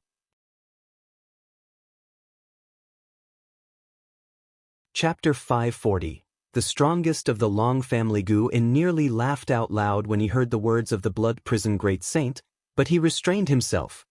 He did not dispel the blood prison great saint's confusion, preferring to let the fellow continue his anxious trepidation. It served him right, since the blood prison great saint had been somewhat negligent in recent years. Seeing that Guin was unwilling to speak, the blood prison great saint's inner perplexity grew, but he dared not voice it. Instead, he pushed aside his inner fears and apprehension and shifted his focus. Even if his master was no match for that person, his master certainly had a strategy in place, or else he would not be so at ease on ordinary days. With this thought, the blood prison great saint's heart gradually calmed. He looked again at Guin's clay molding, finding deep significance in every movement. Today, his master had shown him the fate of the world, surely not acting on a whim. Perhaps it was a warning to him. Under the serene and tranquil years, a catastrophe was always brewing. The blood prison great saint felt sorrow for this world. Major sects and imperial dynasties were ceaselessly vying, chasing after the celestial mandate and heavenly Tao. Yet, in the end, in the face of absolute power, as heaven and earth perished together, all their scheming would be rendered meaningless. Previously, the blood prison great saint wondered why, with such formidable power, his master chose to cultivate in seclusion. Now he understood. His master had seen through everything. The blood prison great saint gazed at the clay in Guin's hands and began to reflect, pondering his own past. After dispersing the destiny of the immortal dynasty, the celestial spirit god sat down to meditate once more, and Guin no longer paid attention to external affairs, focusing solely on his current task. What followed would be the most chaotic period for the world. Facing such chaos, the Holy Court, contrary to its normal behavior, did not aggressively annex the territories left by the immortal dynasty but began to withdraw, pulling back to the sacred domain. This further fueled the madness of the world's forces, all eager to seize this opportunity to ascend. The supreme sect and the Taizong dynasty were no different. From the highest echelons to the common folk, Everyone knew that this was an unprecedented opportunity, a decisive moment for the pattern of the world. All internal conflicts were set aside, and those in power grew increasingly bold and ambitious as each day passed. While the supreme sect was frantically exploring the outer realms, Long Qing, on the other hand, was confined to the Third Medicine Valley by Long Jun. On this evening, seated in meditation on a cliff, Long Qing could not help but open his eyes and turn to look at Long Jun, who was reading nearby. Long Jun was holding the investiture of the gods, engrossed in the book, which greatly irritated Long Qing. He had read that book many times over, yet he was still reading it. Long Qing could not comprehend why Long Jun, after imparting the celestial dragon Dharma aspect to him, did not take his teaching seriously and even forbade him from venturing out. Most importantly, in the face of Long Jun, even Candle Star dared not utter a word. Studying the celestial dragon Dharma aspect was for the destiny of the Long family. Long Qing was willing to accept this mission, but sometimes he wondered if living just to break the family's curse was truly meaningful. He thought of his master, who never rushed his cultivation when he was present. Now, he was being forced to cultivate by someone else. He finally understood his master's words, that bearing karma was not so easy. The time before recovering his destiny pattern was the happiest of his life. The longer he practiced the celestial dragon technique, the more he yearned for the past. No matter how patient one is, there comes a day of eruption. Long Qing was about to burst, and he couldn't help but say, "With the world in such turmoil, do you think the battle court will still come as you said?" Long Jun, without even lifting his head, said, "It has already arrived. It's in the holy court." Long Qing frowned and asked, "Then why haven't they made their move? Killing you would be acting on behalf of the battle court, but this world holds opportunities they cannot resist. That's also why I chose to come to this era. Right now, I can do a lot."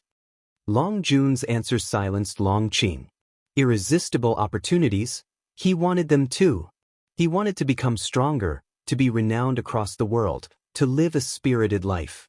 Suddenly, Long Jun asked, "Do you think the Taoist Hongjun in this book endured countless lonely years to achieve the Tao, or did he struggle through hardships and persevere to attain it?" Hearing this, Long Qing couldn't help but roll his eyes. Could it be that Long Jun was so obsessed because he saw himself in Taoist Hongjun? He had once been obsessed with the investiture of the gods, and naturally knew that Taoist Hongjun was the strongest and most mystic presence within it. At least Taoist Hongjun, when facing difficulties, didn't pin his hopes on future generations, quipped Long Qing. Upon hearing this, Long Jun fell silent. Only the sound of the wind remained atop the cliff. The more Long Qing thought about it, the more he became frustrated. Why should he bear the burden of the Long clan's mission? The debt of life was too great. Forcing him to cultivate his ancestors' Dharma aspects to fight for him, why was he so rebellious? If the ancestors were so powerful, how could the Long clan end up like this? Sir the Novel Fire. Net website on Google to access chapters of novels early and in the highest quality. Long Qing truly didn't believe that the Long clan had the strength to defy the battle court. The more he thought, the angrier he became, and with anger came despair in the depths of his heart. Qi blood surged, causing him to feel dizzy.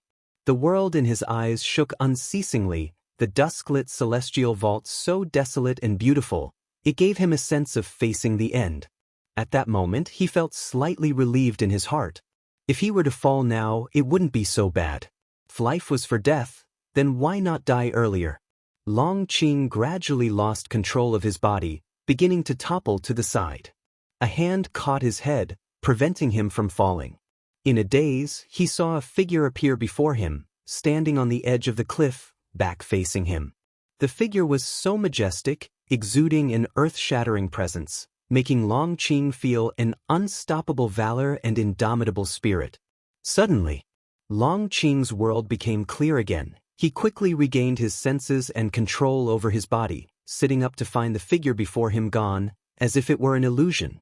The person supporting him was Long Jun. Long Qing hastened to his feet, looking around to find the figure he had just seen. For some unknown reason, he felt that the figure was very powerful, perhaps capable of solving the archenemy of the Long clan. Standing beside him, Long Jun asked, "What did you just see?" Without thinking, Long Qing replied, "I saw someone, his back was turned to me." Unable to find the figure, Long Qing turned to Long Jun and, seeing a look of relief on Long Jun's face, couldn't help but ask, "Do you know who that person was?" Long Jun replied, "When you cultivate the celestial dragon Dharma aspect, the first thing you'll see is Emperor Longxin, which is my father's image. Actually, to cultivate the celestial dragon Dharma aspect, you need intense emotional stimulation, so I didn't give you specific guidance. I wanted to wait for you to initiate it first." Emperor Longxin, Long Qing murmured to himself, the figure from before reflected in his eyes. Long Jun eyed him and said, "Actually, the Long clan is very strong. Many died from accidents or passed away prematurely. If the Long clan were so weak against the battle court, they wouldn't have pressed us so relentlessly." These words eased the resentment in Long Qing's heart significantly. Long Qing couldn't help asking, "Is Emperor Longxin the strongest of our Long clan?" Long Jun shook his head and said, "The most powerful feature of the celestial dragon Dharma aspect is that the ancestors you summon might reveal the limits of their strength because different people will summon ancestors of different strengths when they cultivate the celestial dragon Dharma aspect. If you can summon my son, we will have even more hope. Of course, if you could summon all of the Long family members, that would be the most hopeful moment." Long Qing frowned and asked, "Are you sure your son is stronger than Emperor Longxin?" He could not forget the figure of Emperor Longxin, so unbeatable. He did not believe any other member of the Long family could be stronger than Emperor Longxin. If you find any errors, ads pop up, ads redirect, broken links, non-standard content, etc., please let us know reports so we can fix it as soon as possible.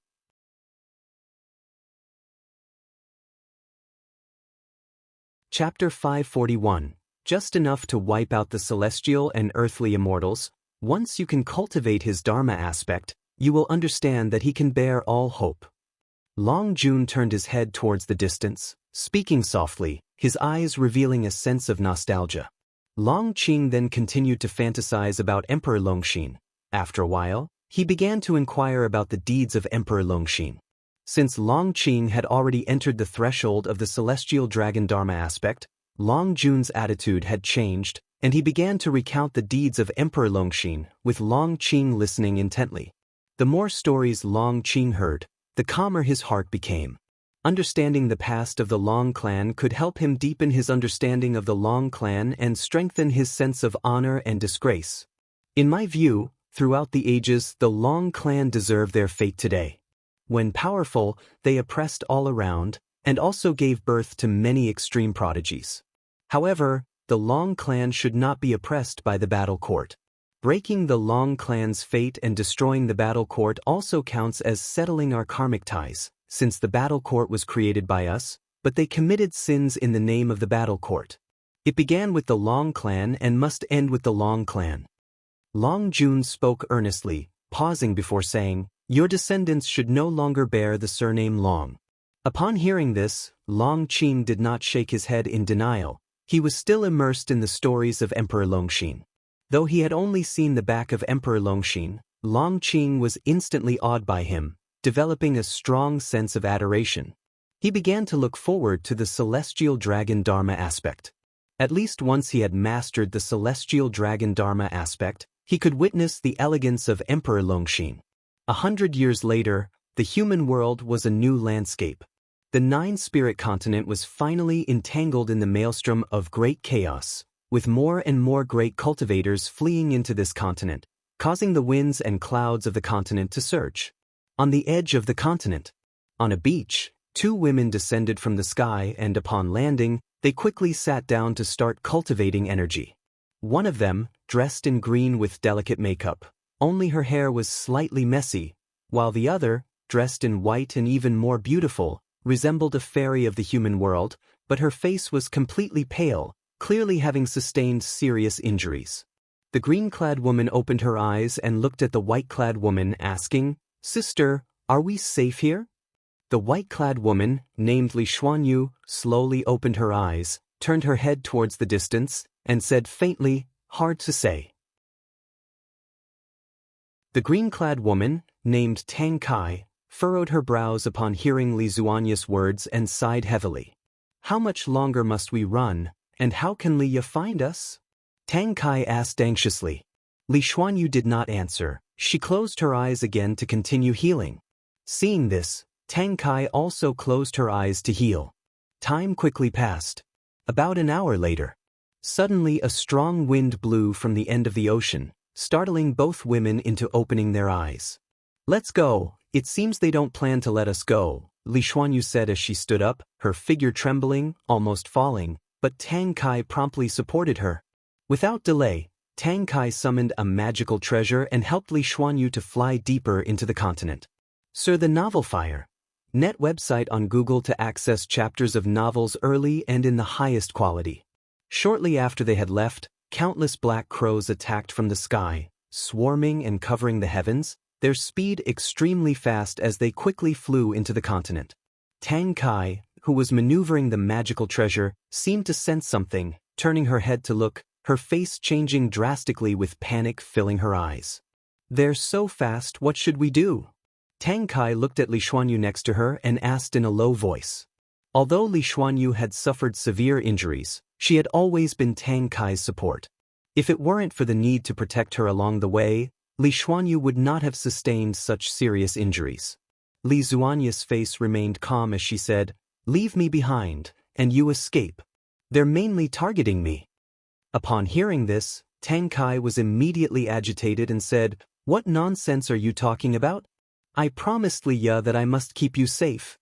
Either we die together or you live, and later, find Li Ya to avenge me," Li Xuanyu said, her tone unflinching. Tang Kai fell silent. Li Xuanyu grabbed Tang Kai's wrist with one hand and stared at her steadfastly. Tang Kai clenched her teeth, manipulated her magical treasure, and flew downward. The two women landed in a forest, and Tang Kai helped Li Xuanyu to sit down in front of a tree. "Let's hurry and get moving, stop dawdling," Li Xuanyu said as she sat down, her face growing even paler, but she still urged. Tang Kai stood up, walked a few steps outward, then stopped in her tracks. She clenched her sleeves, unable to leave. Li Xuanyu looked at her, a trace of relief flashing in her eyes. Just as she was about to speak, a voice came from deep within the forest. "Are you outsiders?" Li Xuanyu and Tang Kai both turned their heads to look, and saw a yellow-robed woman who looked like a fairy walking out from the forest with a bamboo basket in her hand, a gentle smile on her face. The newcomer was an Exian. Li Xuanyu frowned and examined an Exian closely. Tang Kai asked, "Who are you? Why are you here?" After all, she possessed a Nirvana realm cultivation level, and in her perception, there were no living beings within 1,000 li. How could an Exan have approached them silently? How could she not be cautious? An Exan smiled and said, "My name is an Exan. As I was passing by, I calculated that I have a connection with you too, so I wanted to come and help." She was curious in her heart, not knowing which one was Elder Li's sister and which was Elder Li's beloved. Her gaze fell on Li Xuanyu, whose facial features slightly resembled Elder Li. She guessed that she must be Elder Li's sister. Li Xuanyu always felt the name an Exan sounded familiar, as if she had heard it somewhere before, but she couldn't remember. Perhaps some cultivator had mentioned a similar-sounding name. "How can you help us? Do you know what we are fleeing from?" Tang Kai asked cautiously. An Exan smiled and said, "You have no choice, you can't abandon her, can you?" Tang Kai was silent. Just then, countless black crows attacked from the depths of the forest, like darkness swallowing everything, causing Tang Kai's face to change dramatically and Li Xuanyu to instinctively raise her hand. An Exine quickly turned around, a long pen appearing in her hand. With a swing, the crows turned into flying ash, forming a black mist that spread through the forest. Tang Kai's eyes widened, and even Li Xuanyu was startled by Nzin's action. The wind blew Nzin's long hair and dress. She slightly tilted her head, glanced at Li Xuanyu and Tang Kai from the corner of her eye, and smiled. "Does this count as helping you?" Tang Kai said dazedly, "It counts, but the real pursuers are still behind us. An Exen asked, "What realm is he in?" "Heaven and earth flying immortal realm. It's a coincidence. The pen in my hand is just enough to extinguish a celestial and earthly immortal." An Exen raised the fate pen in her hand, smiling triumphantly. Sunlight poured through the gaps in the leaves, casting light on her, making her appear so exceptional in Tang Kai's eyes. Such a demeanor she had only seen in Liya before, which was an absolute confidence that any trouble could be solved. Even Li Xuanyu had to admit that an Exen truly possessed a convincing aura. She suddenly remembered she had heard the name an Exen before, apparently from Liya, but why she brought up the name still wasn't clear, as it was a matter from long ago. If this woman knew Liya, then she could be trusted. An Exen put away her pen, then turned and smiled. "Come with me. It'll take you to a place to heal. It's your first time on the Nine-Spirit continent, right? You can stay here for a while, perhaps you will find some serendipity." Tang Kai hurriedly gave her thanks and asked, "Senior, why do you want to help us?" She couldn't be at ease without asking. An Exen blinked and said, "I know Liya, is that enough?" Upon hearing this, Tang Kai did not show joy. Instead, suspicion appeared in her eyes. "If you find any errors, ads pop up, ads redirect, broken links, non-standard content, etc., please let us know reports so we can fix it as soon as possible."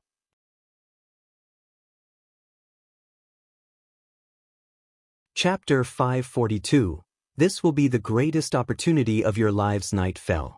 An Exan was temporarily staying in a monastery with Li Xuanyu and Tang Kai, where a fire blazed in the courtyard, its flickering light casting shadows on the walls. Tang Kai watched an Exan intently, her eyes filled with hostility, while an Exan admired the fate pen. Having used the fate pen more than once or twice, an Exan greatly enjoyed the vast power it contained. Unfortunately, after each use, her master would take it back, so she treasured the time she had with it and wanted to investigate why the pen was so formidable.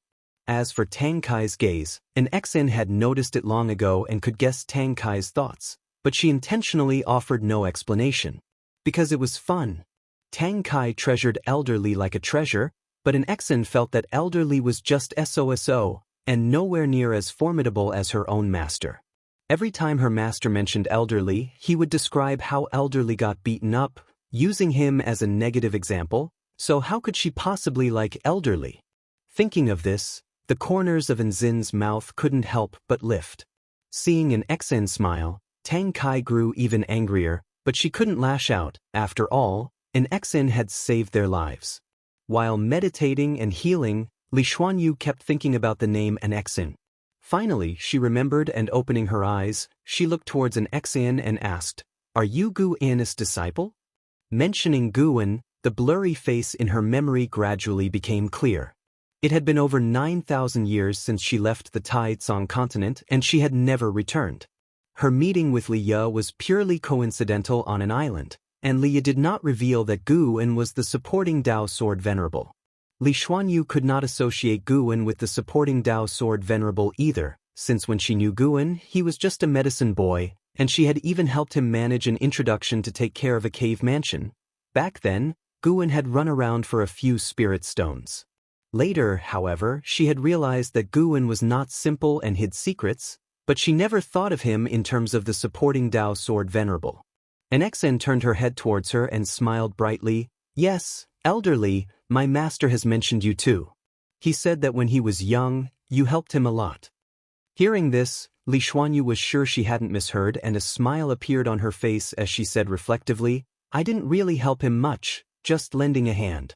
How has he been doing lately?" An Exan replied, "He's doing well, don't worry." Could it be that he is also on this continent? No, that's not the case. No one knows where he has gone. An Exan shook her head. This wasn't her being secretive, but rather Guan genuinely wanting to hide his whereabouts, not wanting to attract trouble, and she definitely couldn't cause trouble for Guan.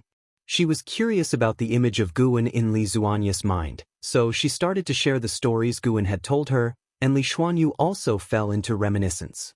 Tang Kai was also captivated by the stories an Exan told and gradually forgot her jealousy. Hearing that Gu-wen was Li Ya's junior brother, Tang Kai grew even more interested, as she was very curious about everything related to Li Ya, but unfortunately, before she could learn more about Li Ya, she had parted ways with him. The stories and Exen told were those Gu-wen had shared with her. They might have seemed mundane, but on such a night, they brought Li Xuanyu and Tang Kai a sense of warmth and a touch of happiness.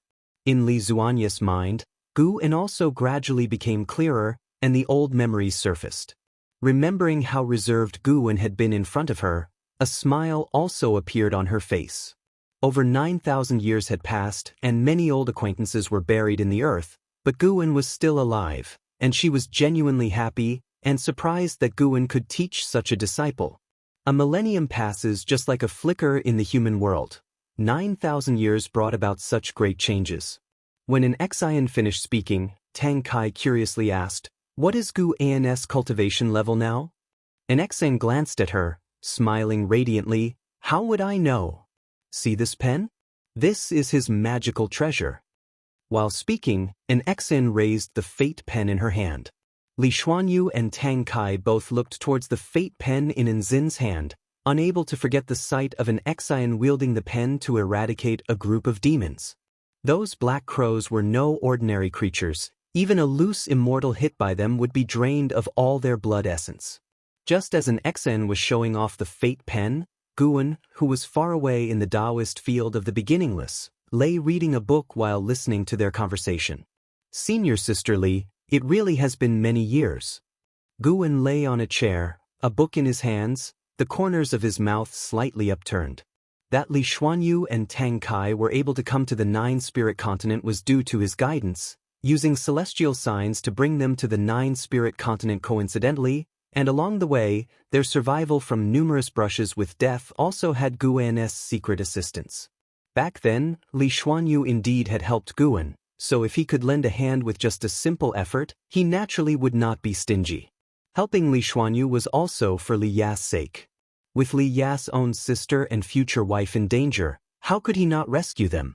The reason he led the two women to the Nine-Spirit Continent was because a great catastrophe was about to come outside, and only on the Nine-Spirit Continent would they be completely safe.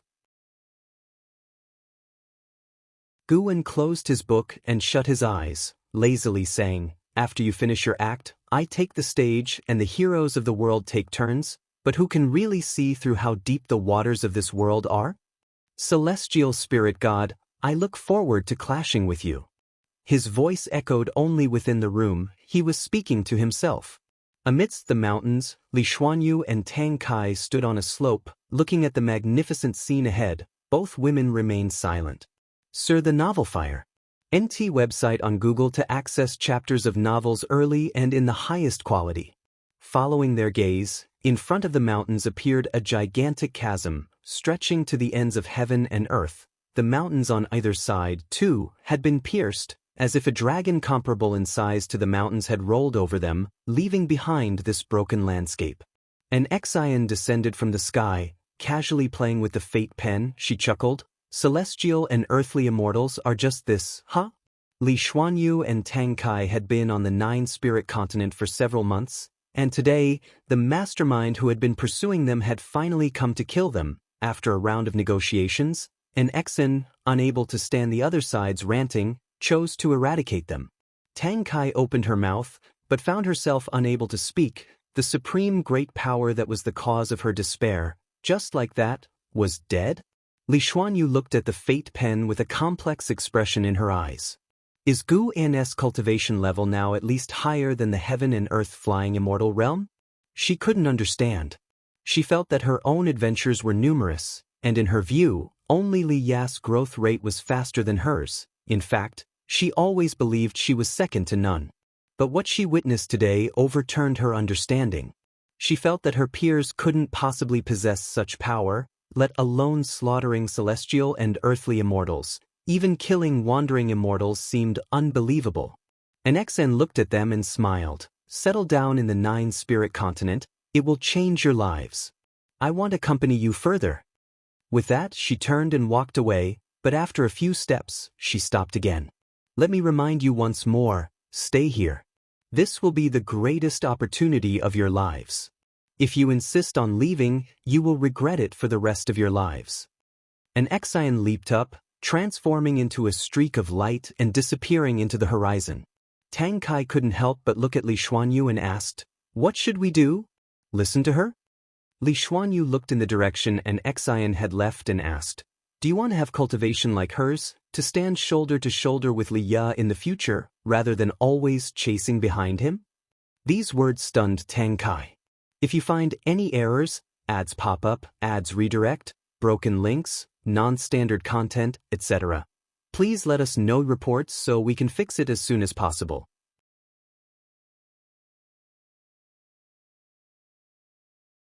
Chapter 543 The Descent of the Supreme Demon Realm. In the depths of the cosmos, countless meteorites, ablaze with fiery flames, tore through the great Daos mists, rushing unstoppably in the same direction, creating a sight of unparalleled grandeur. The appearance of this group of meteorites alarmed the mighty beings within the universe, as countless divine senses reached out toward them. Upon an unmoving meteorite, Zia from Human World Peak was meditating in this area.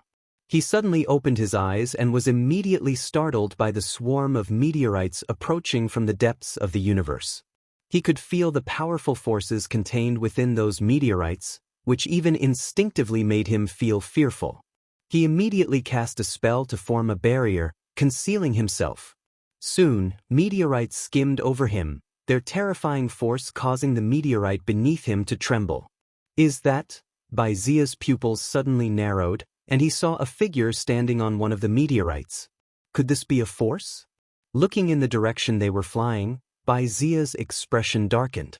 That direction was precisely toward the celestial spirit Great World.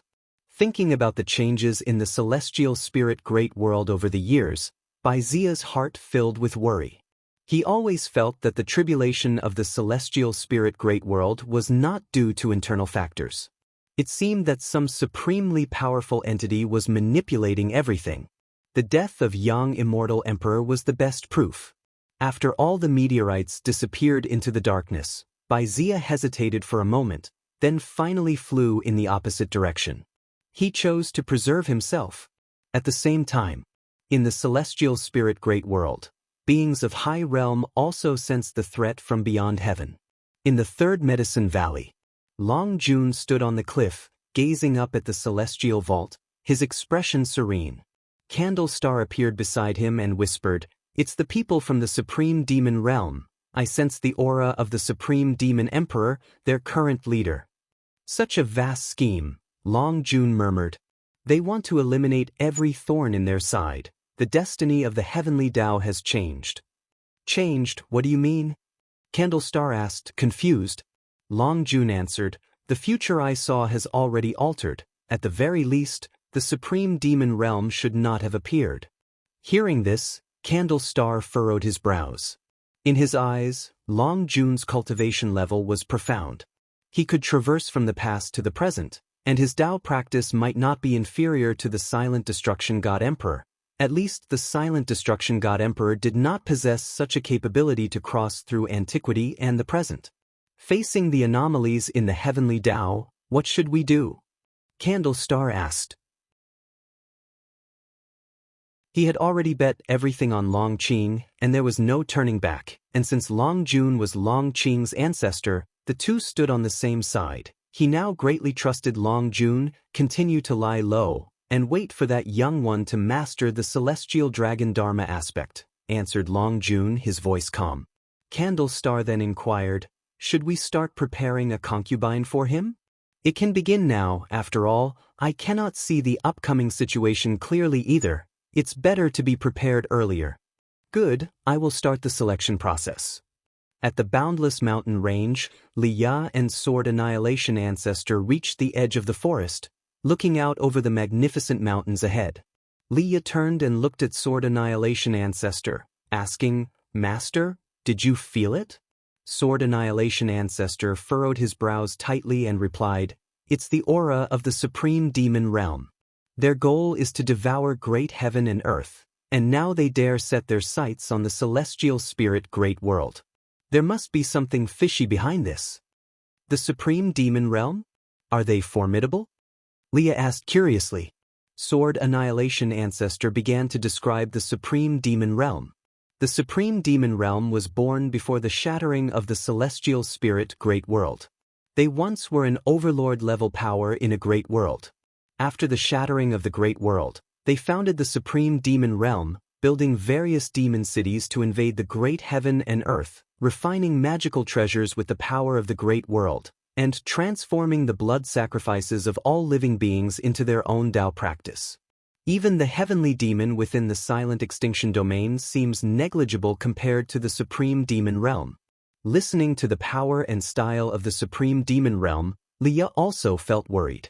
Such demon race forces descending upon the celestial spirit Great World were definitely not benevolent. Sword Annihilation Ancestor looked at Leah and said, "I will pass on to you one last divine skill. After this, I truly have to leave." The two had parted several times, and each time Leah faced peril, Sword Annihilation Ancestor always couldn't help but intervene.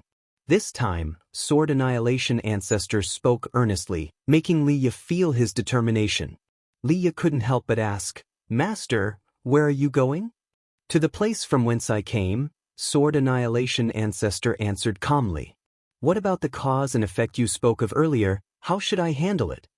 Hearing Leah mention the conditions of their discipleship, Sword Annihilation Ancestor deeply gazed at him and said, "Do not deliberately think about it. As you grow stronger, the cause and effect of your master will naturally involve you. Remember, this divine skill must not be used unless it's a matter of life and death." Seeing his master so serious, Leah could only nod, acknowledging his words. His heart, however, was filled with anticipation. The Supreme Demon Realm, huh? He wanted to see how powerful the Supreme Demon Realm was, what made it capable of frightening his master away. Boom! Heaven and earth trembled, startling everyone within the Taoist field of the beginningless. They gathered in Gu An's courtyard to discuss the unusual disturbances in heaven and earth.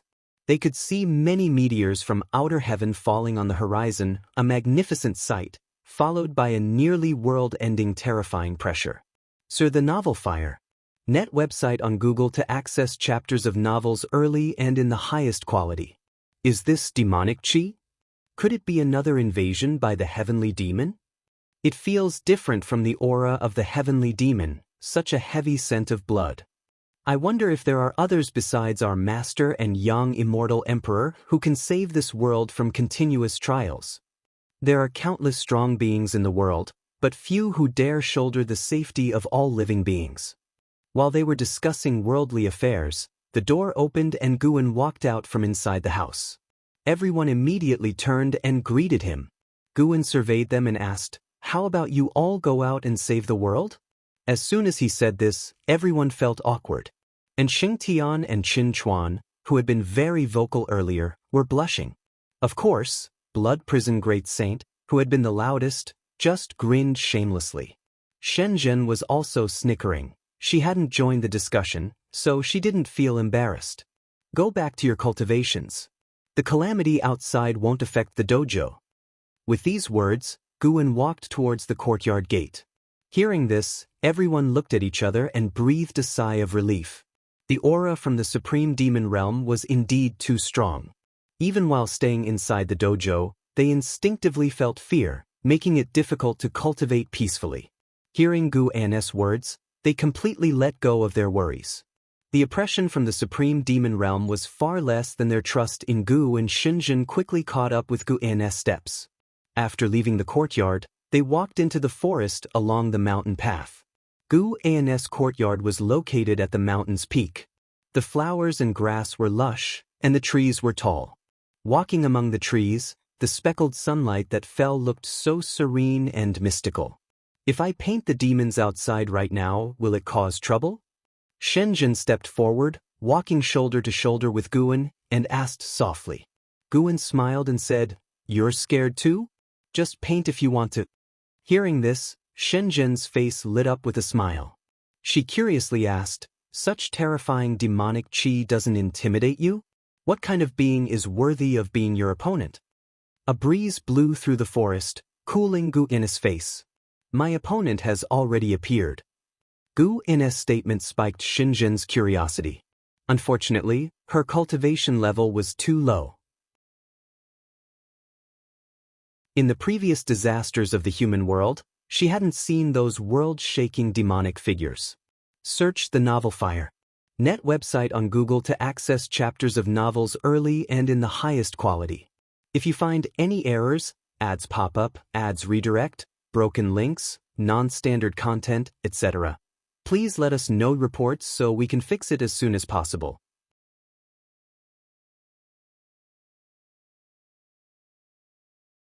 Chapter 544. Neither god nor demon. Dark clouds churned, and thunder rumbled incessantly as the vast ocean rose in angry waves, and heavy rains scattered with the wind. Amid those alarming surges, one could vaguely make out the shocking sight of corpses. Looking into the distance, one could see a fierce battle unfolding between the celestial sea. Countless cultivators besieged a demon tens of thousands of feet tall. The demon, human in form, was covered in black fur, dressed in black armor, and wore a horned iron helmet, resembling a war god from the demon realm. Wielding a terrifying greatsword, it could cleave the sea and slash the heavens with absolute, tyrannical might. Cultivators' bodies continuously fell, crashing into the gloomy sea and quickly being dispersed by the churning water. Miles away at the edge of the Nine-Spirit continent, Li Xuanyu and Tang Kai stood on a cliff, watching the battle from afar.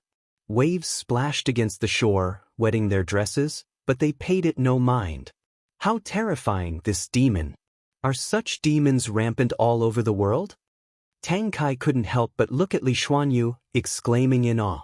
Several days ago, numerous meteors from outer heaven had descended, shaking the earth, and not long after, the human world faced a catastrophe. Only a few days had passed, and demons from outer heaven threatened Nine-Spirit continent. Li Xuanyu replied, "The demonic chi from outside is indeed heavy, no wonder an Exen wanted us to stay." Tang Kai couldn't help but ask, "Sister, you don't think Liu will get into trouble, do you? With his temperament, he's sure to dive right into the thick of it. I'm really afraid he might get seriously injured again." "Don't worry, he has his own fortune. His life is much harder than either of ours." Li Xuanyu shook her head slightly and, saying so, she turned to leave. Tang Kai took one more look at the distant battle at the edge of the sea, then followed Li Xuanya's steps. She was curious about the demon's cultivation level, but unfortunately, Li Xuanyu couldn't see through it either. Their experiences were but a microcosm of the world.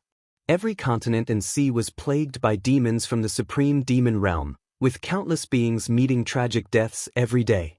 The skies of the human world darkened, signaling a tribulation sweeping across the entire great heaven and earth.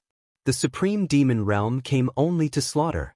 In the sacred domain, within a palace, 7 figures gathered, staring at the throne of the silent destruction god emperor in silence for a long time. One of the women broke the silence. "The master hasn't come back yet. Could something have happened?" At these words, the faces of the other 6 turned grim. The silent destruction god emperor had been missing for many years. They had not been worried at first, but now with the attack of the supreme demon realm and the god emperor's absence, they couldn't help but be concerned. The supreme demon realm has always hidden in the shadows.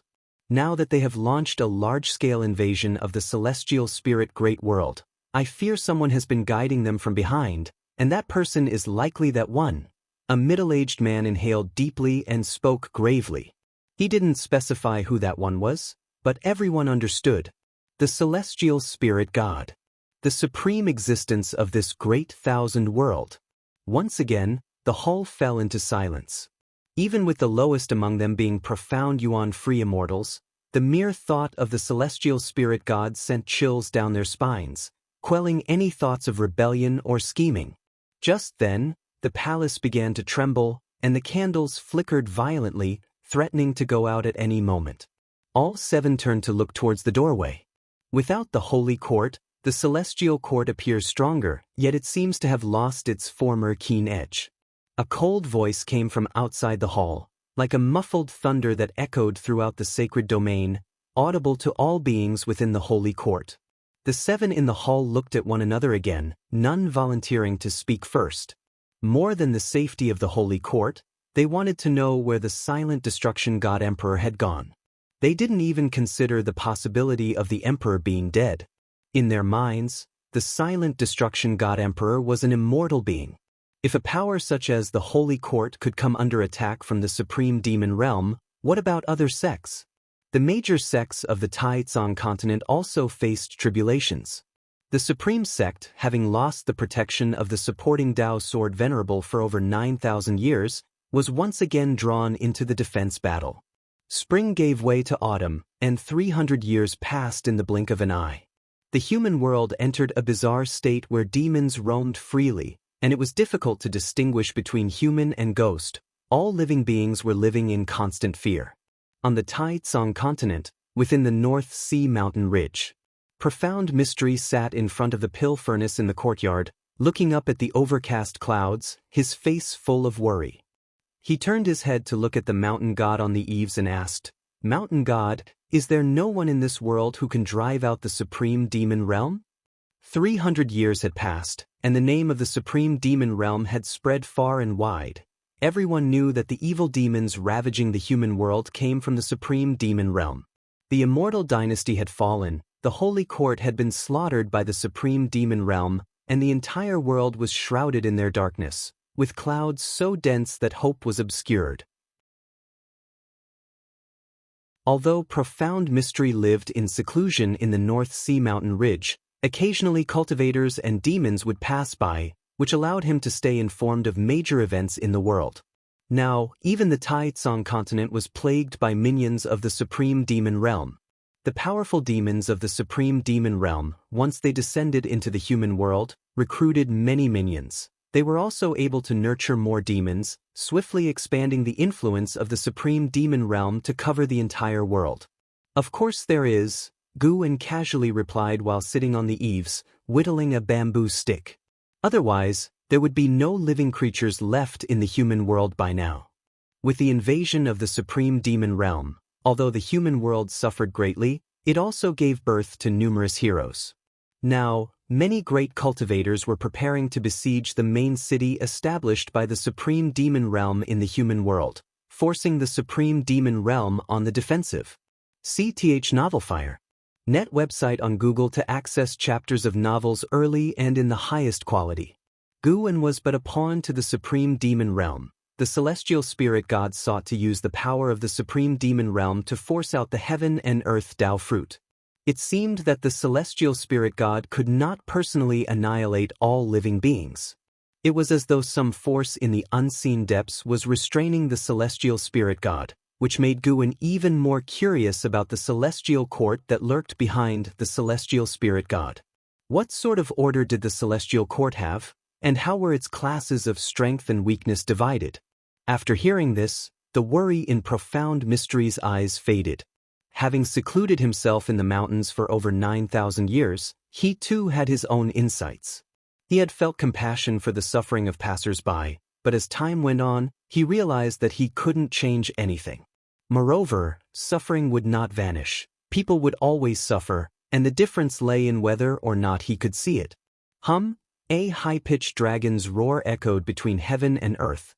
Profound Mystery looked up and saw a dragon tail appearing in the cloudy sky, twisting like a mountain range, a magnificent sight to behold.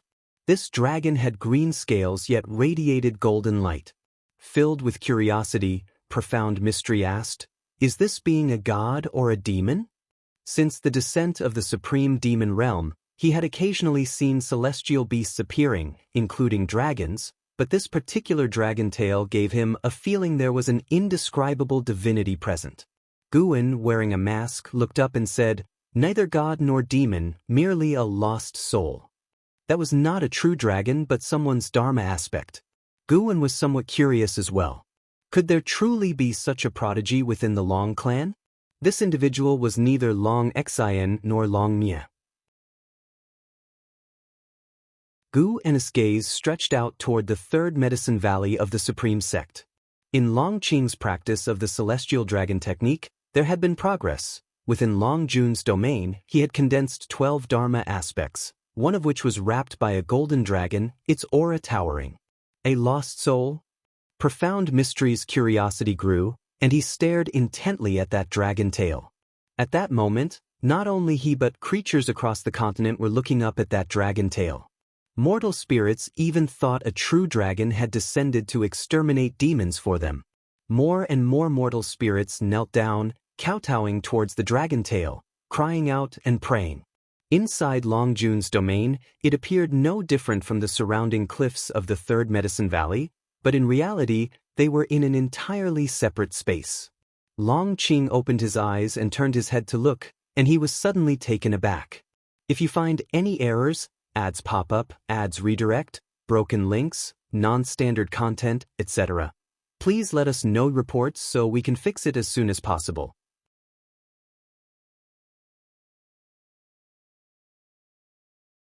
Chapter 545. Heavenly Dao Peak, Celestial Emperor, who is he? As he gazed at the Dharma aspect that was enveloping the golden dragon, Long Qing asked Long Jun. Long Jun looked at the golden dragon Dharma aspect, his expression quite complex, and said, "He is the previous you, your ancestor. Like you, he's a remnant of the Long clan. I crossed through the years to assist him. He failed, but not before leaving a lineage for the Long clan, offering a glimmer of hope." Long Qing hadn't expected that Long Jun had sought out other ancestors before. He realized he was not the most unique. "Can you tell me his story?" Long Qing asked, curious to learn about the life of each Dharma aspect he managed to manifest. Long Jun, although he lived in the distant past, had the ability to see the lives of all his descendants. This time, he didn't hold back and began to recount the life story of this member of the Long clan. Long Mang, born without parents or even the protection of servants left by his family, was abandoned in the Great Thousand World and was taken in by a cultivator from a sect. The first half of his life was relatively stable until he awakened the bloodline of the Long clan, which drew the attention of the battle court. His master was turned to ash, his wife and children were slaughtered, and his fellow sect members were almost entirely massacred. Had Long Jun not intervened in time, the lineage of the Long clan would have ended with Long Mang. After rescuing Long Mang, Long Jun began to teach him the secret techniques of the Long clan. During his cultivation, Long Mang developed his own understanding of the celestial dragon Dharma aspect. The golden dragon showcased by the Long Mang Dharma aspect was a manifestation of will, allowing him to be more focused and powerful in battle. Once, Long Mang had brought boundless hope to Long Jun. Unfortunately, Long Mang still met his end at the hands of the silent destruction god Emperor, and his grandson even fell victim to the Emperor's possession. The silent destruction god Emperor, always him. What exactly is his relation to the battle court? Why does he continuously possess us? Long Qing asked indignantly, his eyes brimming with murderous intent. Long Jun replied, "He has no direct connection to the battle court, but he covets the bloodline talent of the Long clan. Perhaps he has reached his own limits and can ascend no further." Long Qing took in a deep breath, his fists clenched tightly and said, "I hope I get the chance to kill him with my own hands in this life." Long Jun remained silent, offering no further conversation. Then, Long Qing closed his eyes and continued to cultivate the celestial dragon Dharma aspect. Since the advent of the supreme demon realm, he had felt a sense of crisis. Setting aside the vast power of the supreme sect, he began to dedicate himself entirely to mastering the celestial dragon Dharma aspect. Hearing of Long Mang's deeds, Long Qing's resolve grew even stronger. He had to master the celestial dragon Dharma aspect, he had to eradicate the battle court, he had to slay the silent destruction god Emperor, and he had to resolve the fate of the Long clan. Far away at the mountain god temple, Guan stood up after listening to Long Mang's story. He bid farewell to profound mysterious Zhenren and then vanished from the eaves.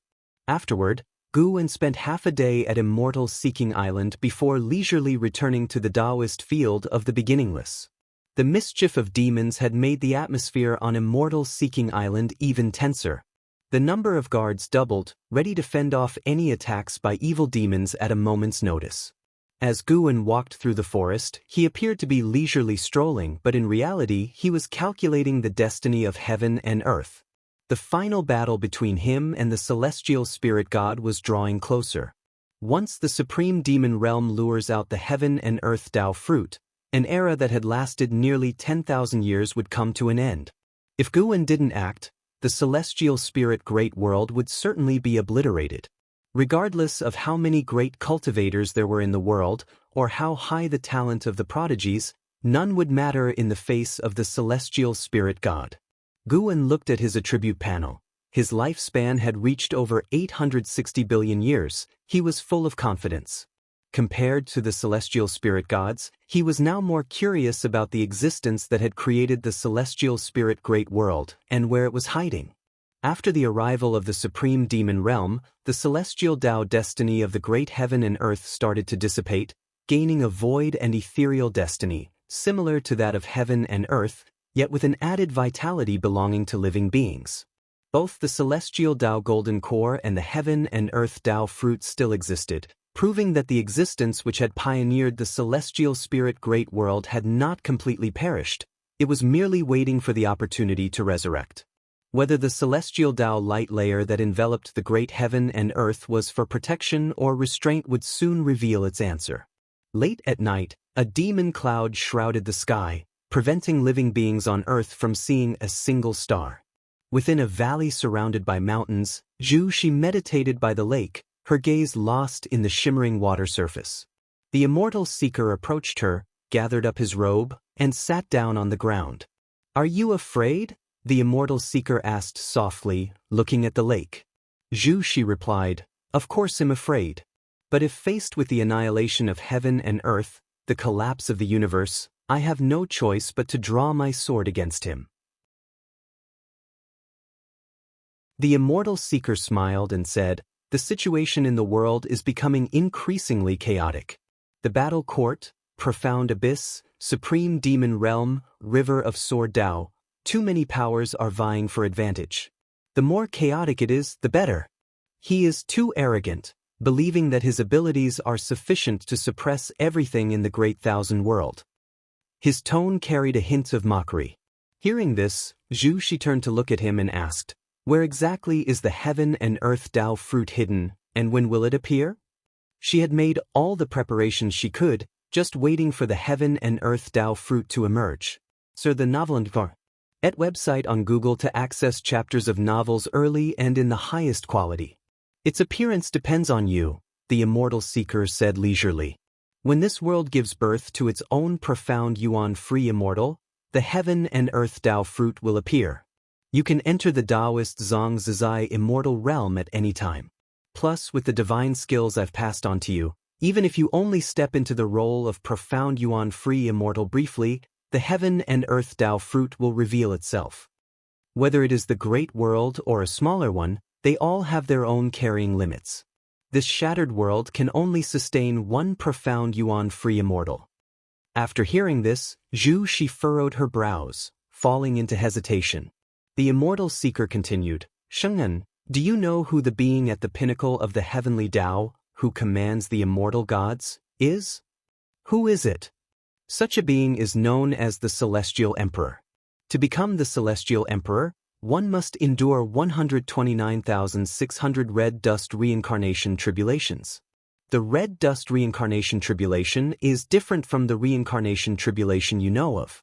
No matter how many times you reincarnate, you must act as a savior to truly overcome one red dust reincarnation tribulation. To become the savior, you must wait for periods like the present." Zhu Zai's eyes widened upon hearing this. 129,600 red dust reincarnation tribulations? She couldn't fathom the lengthy hardships one would have to endure for so long. The immortal seeker said in a thought-provoking tone, "The predicament you are facing now may seem irreversible, but that exalted celestial emperor had to face 129,600 such crises to achieve enlightenment. Moreover, the crisis you face is far less severe because you have help and he did not. He had to start as a mortal, continuously breaking his own celestial mandate, only then capable of commanding the heavenly Tao. Your destiny pattern is unparalleled, and you have a heart aspiring to become the strongest, but you must realize that the path to being the mightiest is inevitably fraught with difficulties and requires unstoppable progress. She took a deep breath, and her eyes gradually became resolute. She was unsure of how powerful the Celestial Emperor was, but she knew she first had to overcome the hurdle of the celestial spirit gods. Even if it means death, I have to fight, especially when there's no way back. The immortal seeker's tone was firm, as if he, too, was speaking to himself. Search the novel Fire. Net website on Google to access chapters of novels early and in the highest quality. If you find any errors, ads pop up, ads redirect, broken links, non-standard content, etc., please let us know reports so we can fix it as soon as possible.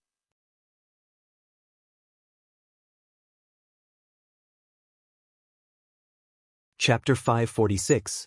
Master, what is the profound Yuan-free immortal? In the autumn season, the forests within the Taoist field of the beginningless gradually turned yellow and withered. Guan was instructing an Exian in her cultivation by a small river.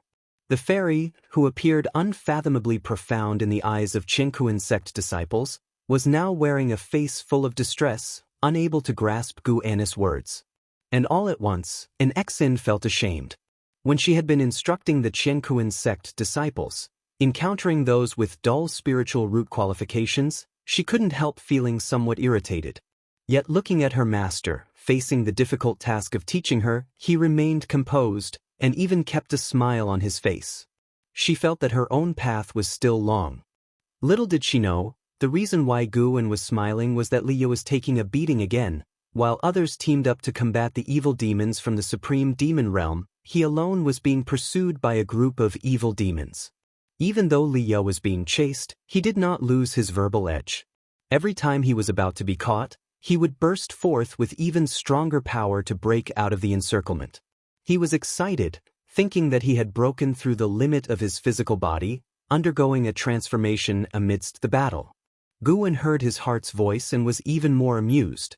"Oh, senior brother, your potential is my doing." As Guan thought this, he turned to an Exian and said, "If you can't figure it out, then take your time. It's meaningless to think about other useless matters instead of focusing on enlightenment." Upon hearing this, an Exian nodded earnestly. She stopped her wild thoughts and began to review the previous Tao teachings with concentration. Guan noticed her refocused mind and felt satisfied with her attitude. Besides Liya, other old acquaintances were also more or less caught in trouble. In the current times, the scramble for opportunities inevitably involved combat and killing. What Guan was most concerned about, however, was Zhu Shi.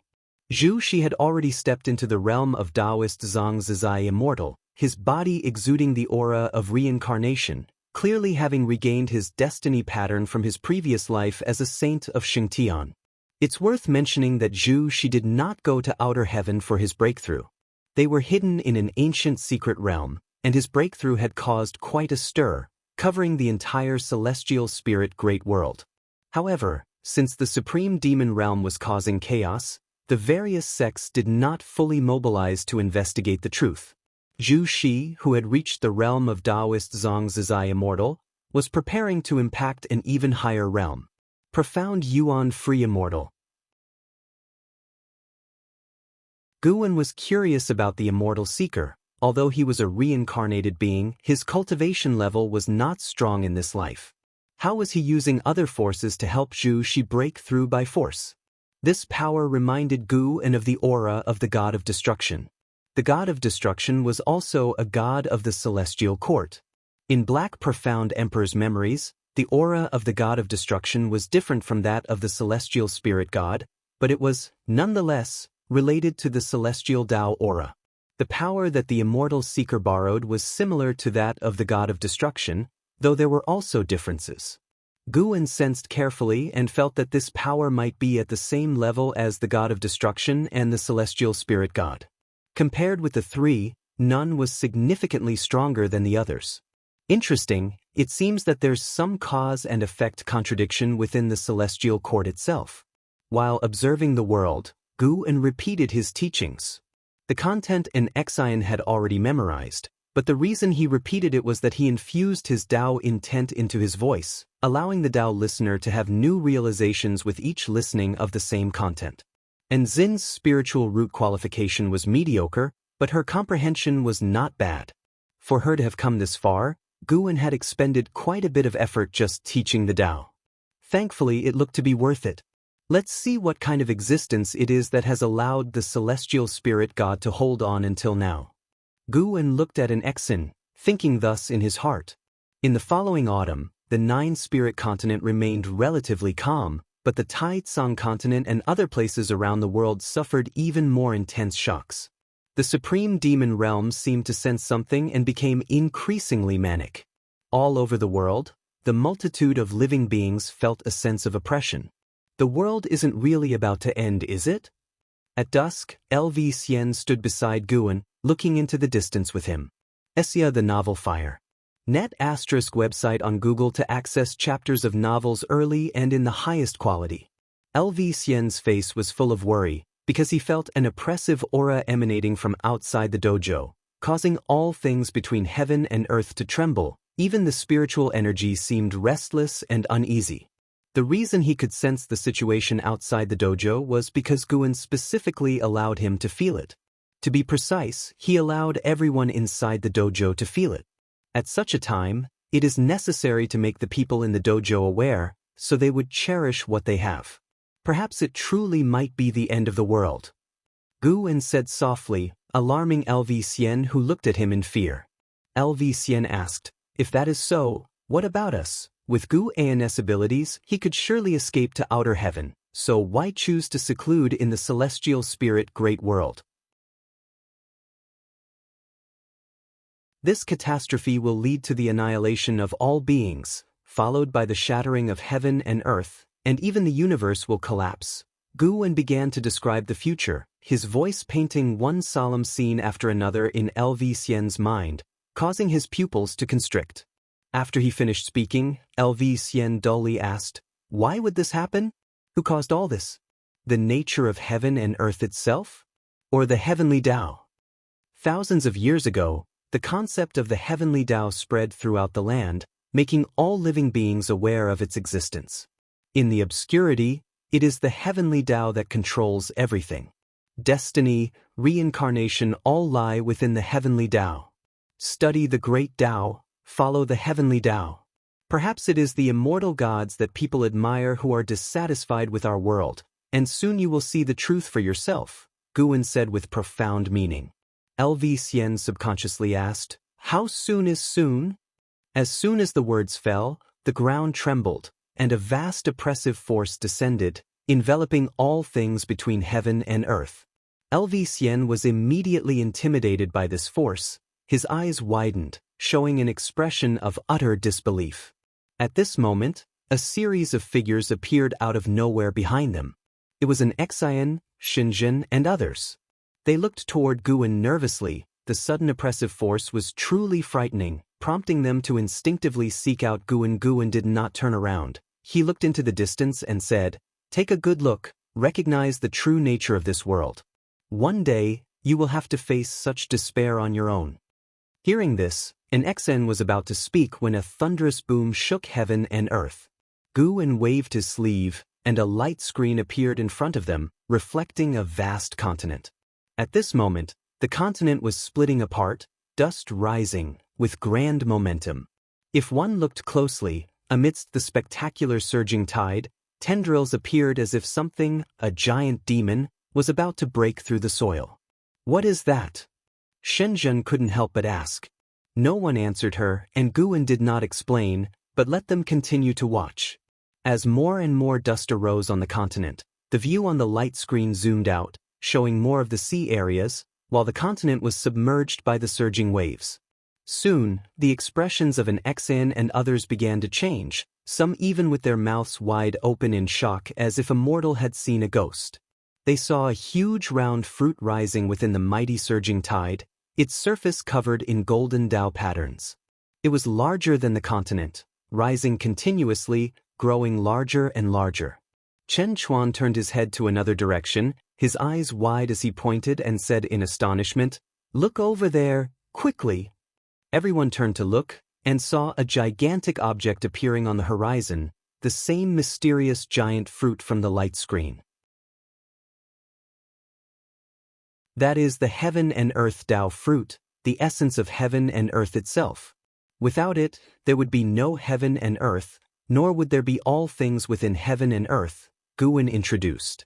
Without waiting for anyone to ask, he continued, someone has reached the level of profound yuan-free immortal, prompting the heaven and earth Tao fruit to appear. Profound yuan-free immortal? Blood Prison Great Saint asked impatiently, Master, what is a profound yuan-free immortal? If you find any errors, ads pop up, ads redirect, broken links, non-standard content, etc., please let us know reports so we can fix it as soon as possible.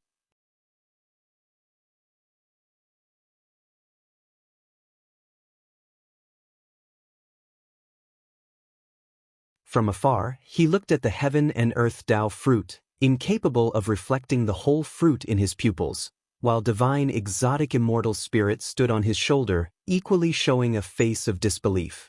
What is that?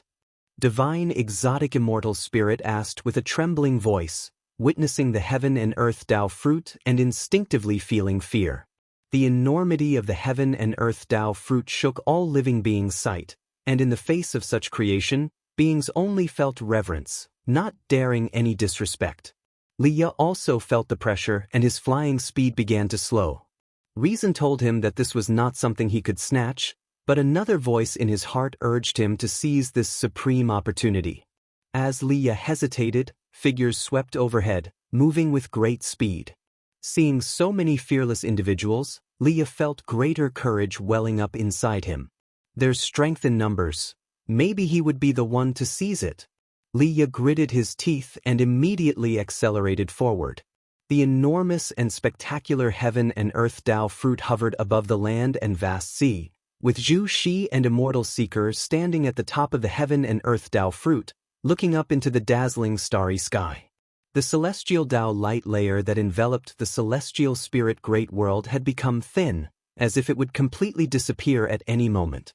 Zhu Shi changed into a golden robe that clung to her body, her long hair coiled under a phoenix crown, with 2 golden dragons on her shoulders and a crimson halo floating behind her. At this moment, she exuded an air of supreme dominance, her brows revealing a chilling disdain for all living beings. Lord of the Holy Court, Xingyan. Profound yuan-free immortal. The Immortal Seeker looked up and sighed, there are just too many fools who can't see. As his voice fell, a huge black hole appeared in the starry sky above, and blood-red waves of air surged out, writhing like tentacles, horrifying and terrible.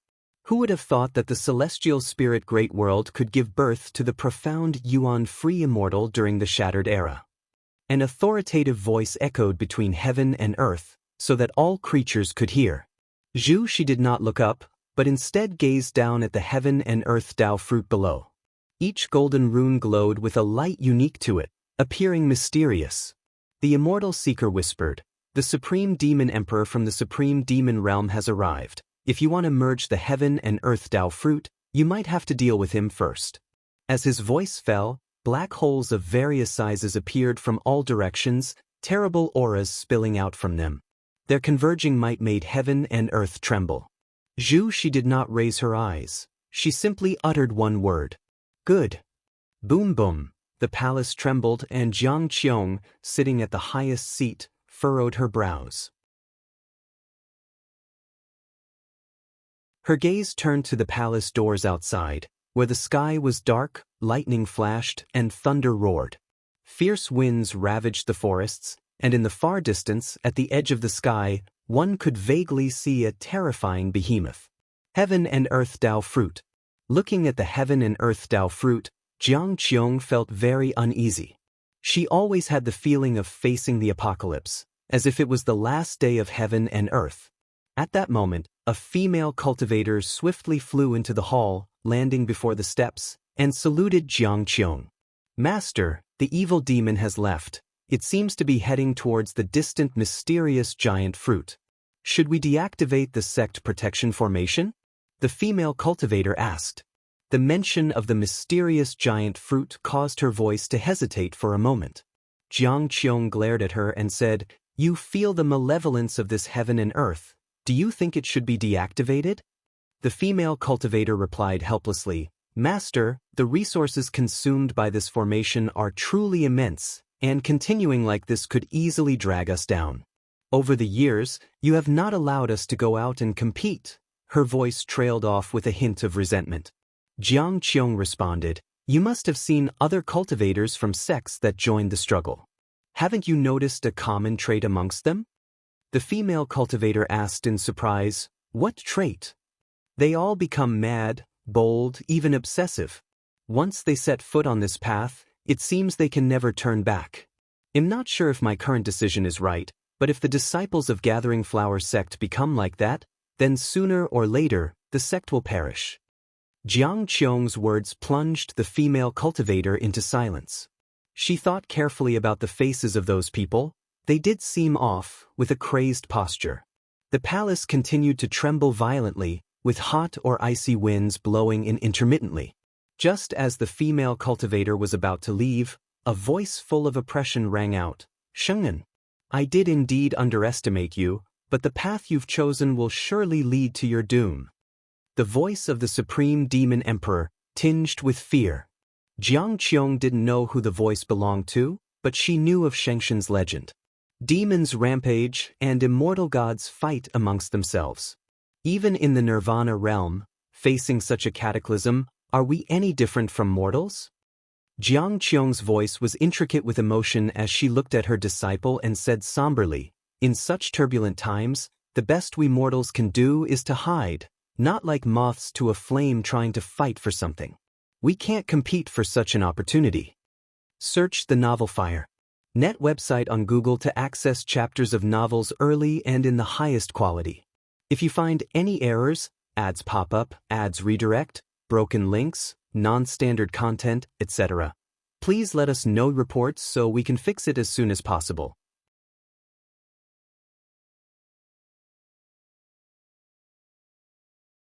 Chapter 548. The strongest in the world, the shout of the Supreme Demon Emperor made all beings realize the strength of Shengtian. Those ancient legends resurfaced in everyone's minds. Before the changing of the eras, Shengtian was the most powerful existence between heaven and earth and was the supreme ruler, the true sovereign of heaven and earth. Later on, she vanished, and many influential figures emerged in the world, causing her name to be seldom mentioned. What was Shengtian doing? Just how strong was she? Countless creatures gazed at the heaven and earth Tao fruit suspended above the ground, speculating in their hearts. Shengtian had a very positive image, and in front of such terrifying celestial phenomena, the beings who knew of her began to hope that she could save everything. Inside the Taoist field of the beginningless, Guan stayed in his own room, watching the battle. Zhu Shi was absorbing the power of the heaven and earth Tao fruit while resisting the offensive from the supreme demon realm, facing thousands alone, displaying immense strength. That supreme demon emperor was also a profound yuan-free immortal, and even at the same realm, with a group of powerful subordinates assisting him, he was still unable to gain the upper hand over Zhu Shi. At this rate, Zhu Shi would certainly merge with the heaven and earth Tao fruit. Judging by Zhu Zai's performance, Guan felt she was now invincible in the profound yuan-free immortal realm, which was quite exaggerated since she had not only just entered the profound yuan-free immortal realm but had also just broken through from the Taoist Zhang Zizai immortal realm. Even with the borrowed power of the immortal seeker aiding Zhu Shi, her own battle talent was also very strong. Looking across all beings in the celestial spirit great world, judging solely by battle talent, Guan felt that only Hao could barely compare to Zhu Shi. Liya, LV Xian, Yang Jian, Chen Chuan, and others were far behind. With Guan's current cultivation level, he had the confidence to make such a judgment, for all beings in the world were within his sight. "Disciple, what would you do?" Guan muttered to himself, referring to Hao. Under the guidance of the celestial Tao Golden Core, Hao also wanted to contend for the heaven and earth Tao fruit. But even with the power of the celestial Tao Golden Core, he couldn't possibly be Zhu Zai's opponent. The celestial Tao Golden Core and the heaven and earth Tao fruit both belonged to the same person, but the Tao fruit itself was transformed from the Golden Core. How this being could retain both Tao fruit and golden core, or what Taoist technique they cultivated, was unknown. Could he possibly nurture 2 golden cores? Guwen began to look forward to this being's appearance. All the current struggles were a game between the celestial spirit god and the founder of the celestial spirit great world. All beings were mere pawns. Apart from Guwen, the immortal seeker was the only variable. Long Jun from the past did not count. He was no threat to the celestial spirit god. As Guwen continued to deduce, the battle between the supreme demon realm and Shengtian intensified, and the world began to feel the effects, with the range getting wider and wider. As the saying goes, when immortals fight, mortals suffer. Even a hint of their unleashed pressure was enough to plunge a region into crisis. Time flew by rapidly. An Exin, celestial demon child, LV Xian, and others couldn't calm down to cultivate. They gathered together, discussing the earth-shaking battle. The screen Guwen left behind was reflecting the heaven and earth Tao fruit, which was precisely the battlefield itself. SAR the Novel Fire. Net website on Google to access chapters of novels early and in the highest quality. Looking at the unstoppable Zhu Shi, those who had seen her before were all marveling. They had never imagined that the once timid female disciple would have such a domineering side. It looks like the supreme demon realm can't stop her. She seems to be absorbing the power of the heaven and earth Tao fruit.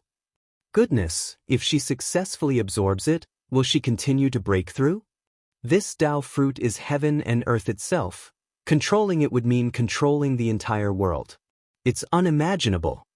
Yes, but don't forget what Master said. All of this is due to the machinations of immortal gods, who have yet to show themselves. Disciples excitedly discussed among themselves. They were amazed by Zhu Shi and the strength of the supreme demon realm, but they weren't panicked. Although they didn't say it outright, everyone felt in their hearts that Guwen was the strongest. Even the blood prison great saint, who had seen the end of great heaven and earth, was calm. In his view, even if his master couldn't defeat that being capable of destroying the universe, he had the power to protect himself. As long as his master dared to continue watching the chaos, he wouldn't panic. He even suspected that his master wanted to snatch the heaven and earth Tao fruit. In the blink of an eye, 2 days passed. The battle for the Tao fruit continued. The supreme demon realm had already lost half of its forces, and much of the land had cracked, killing countless beings. Sea waves rolled endlessly into the distance, with many magical treasures and flying creatures following them. Various sects were migrating, and there were imperial dynasties taking their citizens to flee, but during the escape, there was both unity and shady deeds happening. Tai Tsang continent was far from the heaven and earth Tao fruit.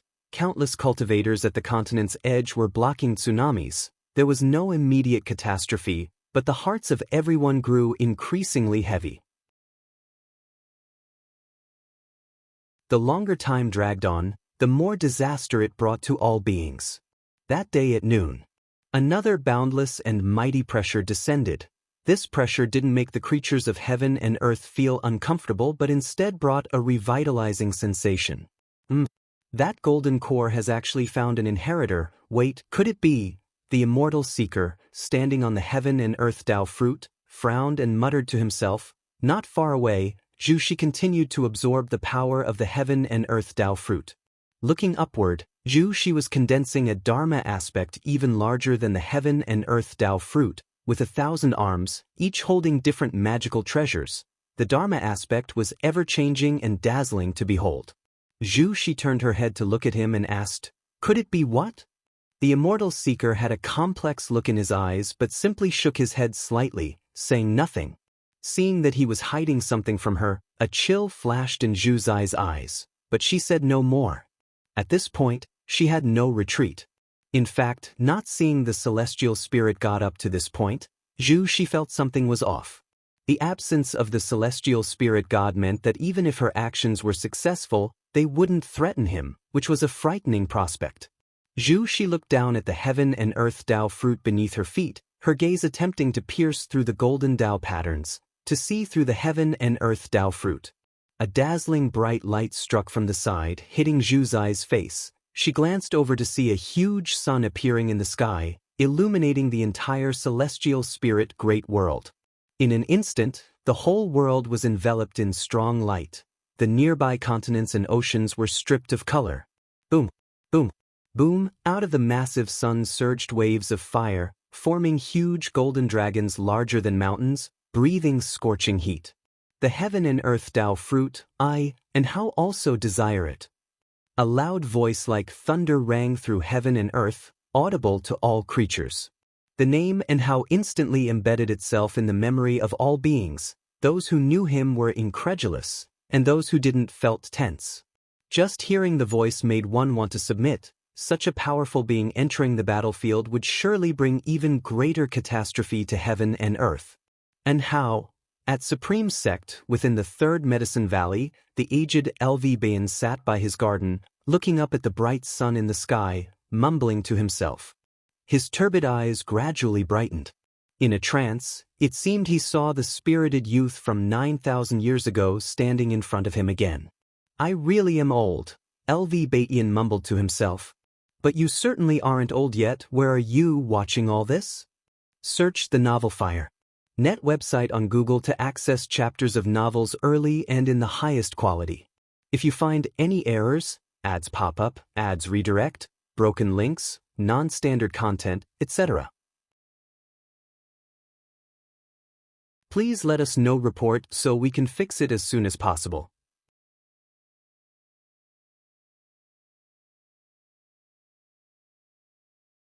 Chapter 549. Celestial Spirit Immortal Venerable, Supreme Demon Emperor Guin appeared with the Celestial Tao Golden Core, and that magnificent celestial might made the situation in the great heaven and earth even tenser.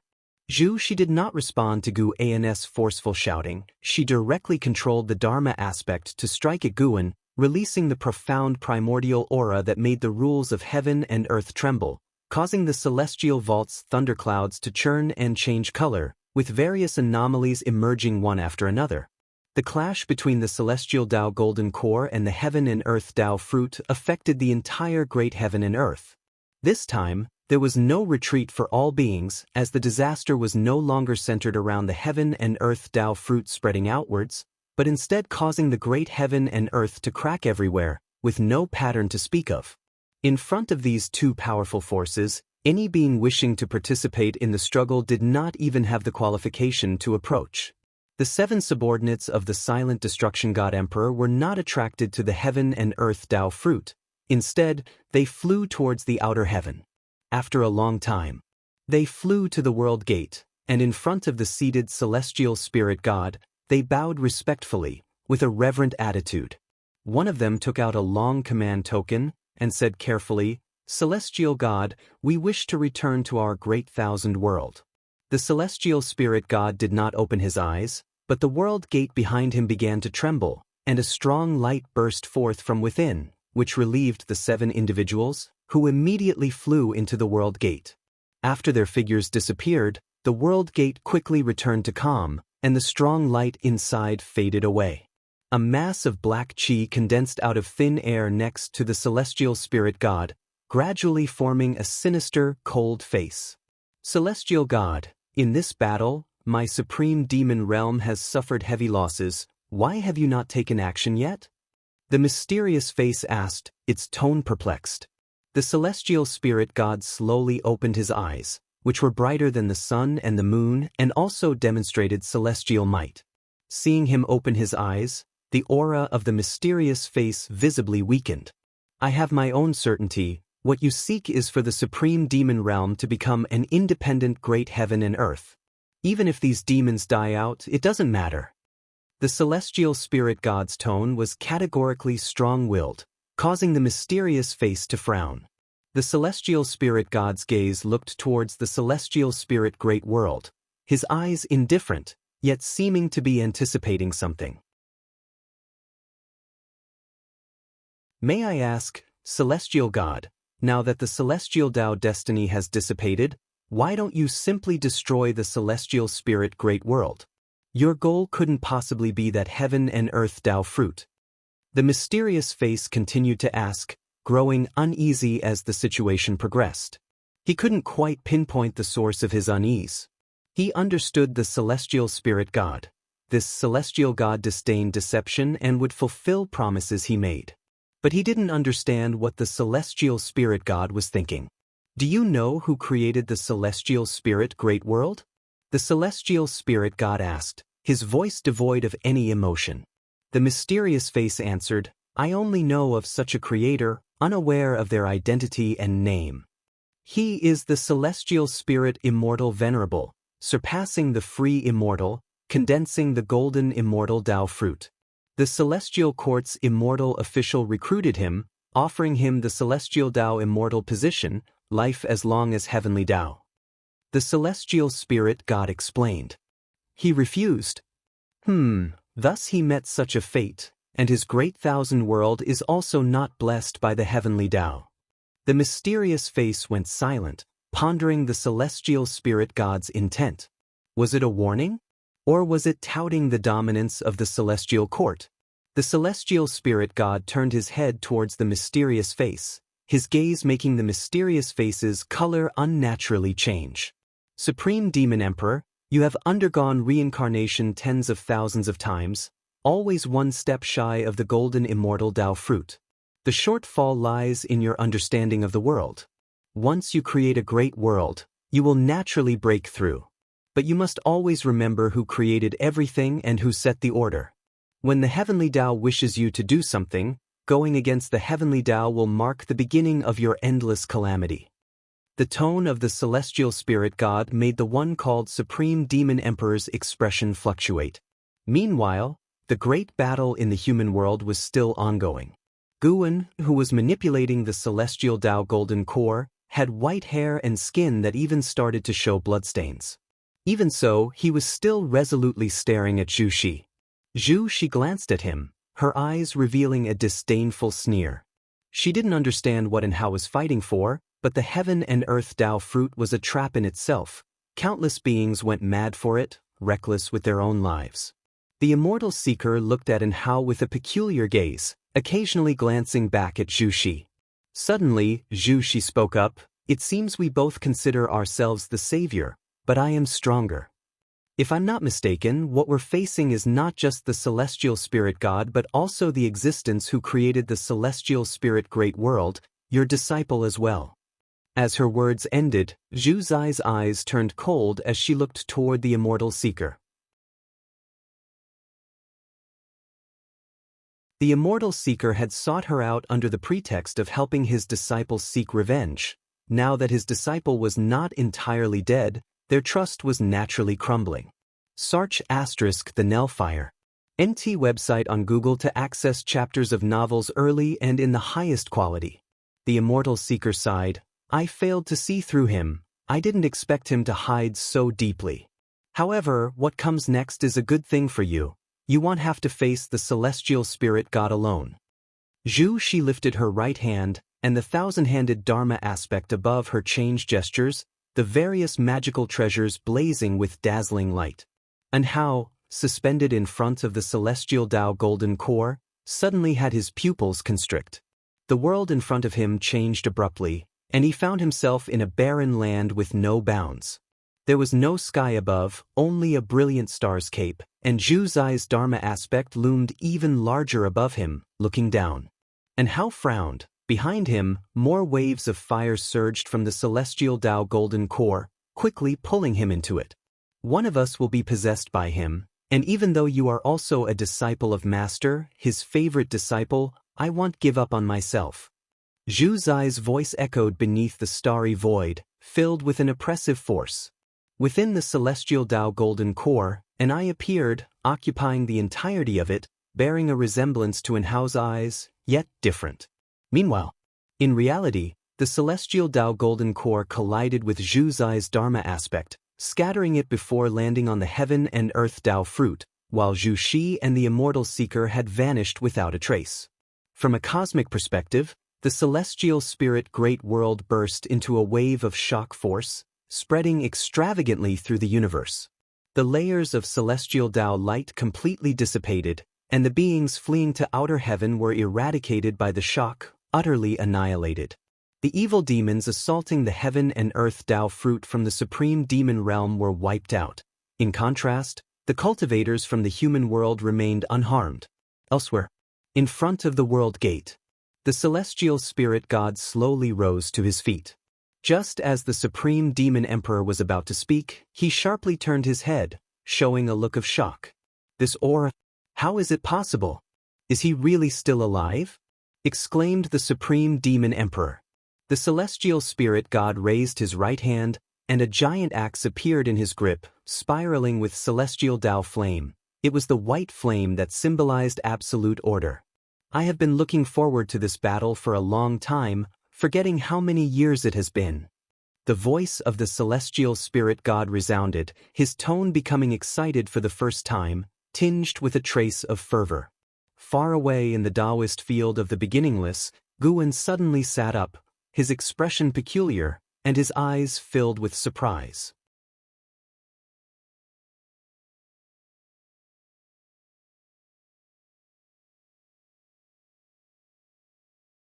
Chapter 550. The Treasures of the Immortal Palace. The collision of the forces between the heaven and earth Tao fruit and the celestial Tao golden core not only made the world tremble but also affected the other great heaven and earths within the universe, turning the disaster into a cosmic calamity. The Tao mist in the silent extinction domain surged violently, with pieces of nebulae dispersing and new ones being born. The cosmic beasts hidden in darkness began to flee in all directions, presenting a chaotic scene in the vast, boundless universe. At Supreme Sect, on the mountains at the edge of the Third Medicine Valley, Long Qing, Long Jun, and Candle Star stood side by side, looking towards the bright light on the horizon, their faces barely concealing their shock. Candle Star couldn't help but look at Long Jun and asked, "Senior, can you see through all this?" He could feel a powerful presence awakening in the distance, its momentum increasing at an unimaginable pace. "I cannot see through it either. What is happening now is completely different from the future I foresaw," Long Jun replied, his eyes complex. Long Qing caught a glimpse of Long Jun's expression with his peripheral vision and sensed the unrest and confusion of this elder. This was the first time he had seen such an expression on his ancestor's face. He looked back towards the horizon, his emotions mixed. "Brother and how?" "Zhu Shi." Long Qing murmured these two names in his heart. Both were fellow disciples, and although Zhu Shi was Saint Heaven reincarnated, they had this connection. How could he not be affected? Wuxia world. Sight he realized he truly wasn't the master's most favored disciple. And how in Zhu Shi had already been able to dominate the trends of heaven and earth, while he could only hide within Medicine Valley to cultivate his divine skills, which were profound and unfathomable, and how much longer it would take to master them was unknown. All living beings were enveloped by the bright light, and everything lost its color. Even mortal spirits could feel the oppressive force swiftly strengthening, but, miraculously, this didn't extinguish the mortal spirits.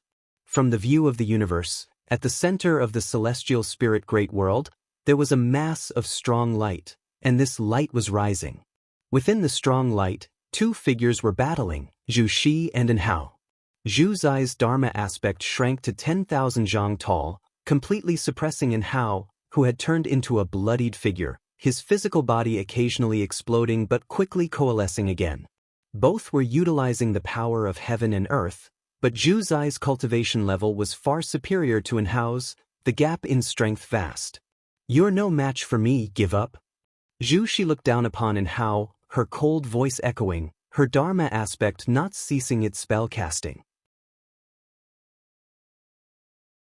An Hao didn't utter a word, clenching his teeth and persevering, his blood-streaked white hair whipping about as if he were a mad demon. Patterns of gold slowly appeared on his chest, and soon an eye emerged. It was the mysterious giant eye from within the celestial Tao golden core. Seeing this eye, Zhu Shi frowned. At that moment, countless light stars burst forth from behind Zhu Shi, hurtling towards An Hao at high speed, and her expression drastically changed. She felt her own power being siphoned away, headed towards An Hao. The divine skills taught by the immortal seeker could prevent her from being devoured by the heaven and earth Tao fruit, but they could not stop the power of the heaven and earth Tao fruit from leaving.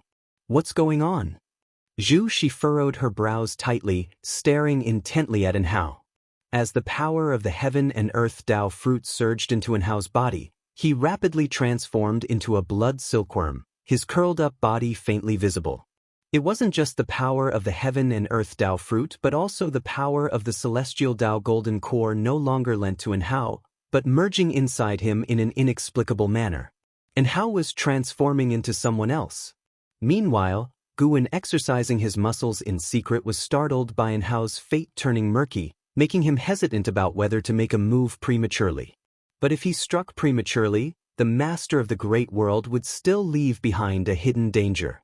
If the will of the master of the celestial spirit great world remained and could observe all creatures, that posed a risk for Guin as well. He couldn't let anyone know of his ability to steal lifespans. So, he would wait. It was only fair that Anhao should pay a price for his choices, since no one had forced him on this path. Guin saw the celestial spirit god move, holding that familiar massive axe and walking towards the celestial spirit great world. Behind him followed a mass of demonic chi, whose essence was the same as the evil demons of the supreme demon realm, especially similar to that of the supreme demon emperor. With just one glance, Guin saw through its cause and effect. The supreme demon emperor, the ancient being who established the supreme demon realm. The supreme demon emperor was merely his disciple, managing the supreme demon realm on his behalf while he had always hidden in the shadows, unknown to anyone in the supreme demon realm except for the supreme demon emperor. Feeling something, the supreme demon emperor suddenly stopped. The celestial spirit god paid no mind and continued forward, his eyes only on the celestial spirit immortal venerable. He didn't walk fast, still waiting for the celestial spirit immortal venerable to revive. Before long, having lost the power of the heaven and earth Tao fruit, Zhu Zai's cultivation level fell sharply, suddenly dropping to the Taoist Zhang Zizai immortal realm. She couldn't help but spit out a mouthful of blood, her complexion instantly turning pallid. She looked ahead, and the blood silkworm transformed by Anhao had grown over 100,000 zhang tall. His figure had also become enormous, still curling up. A deep breathing sound came from inside the blood silkworm, as if the oldest demon god was about to awaken. "Are you still not leaving?" The voice of the immortal seeker entered Zhu Zai's ears. She turned her head to see the immortal seeker appearing beside her. His body emitted a faint silver light, his robe fluttering slightly, full of immortal energy. "Zhu," she retorted, "leave? Where do I go? To the world gate?" The immortal seeker sighed. "I underestimated him, perhaps I was also calculated by him. I will help you leave, your talent should not be buried here." Just as she was about to continue mocking, the immortal seeker's soul emerged from his body and he turned, swinging his hand towards her. His palm was incredibly fast, so fast that even Zhu Shi in the Taoist Zhang Zizai immortal realm couldn't react in time. Struck by the palm wind from afar, Zhu Zai's eyes widened as she fell backward, a silver-white light gate appearing behind her. She fell straight into it, and the light gate abruptly vanished. The flesh of the immortal seeker perished, leaving only his soul floating in the void, his face showing a weary expression.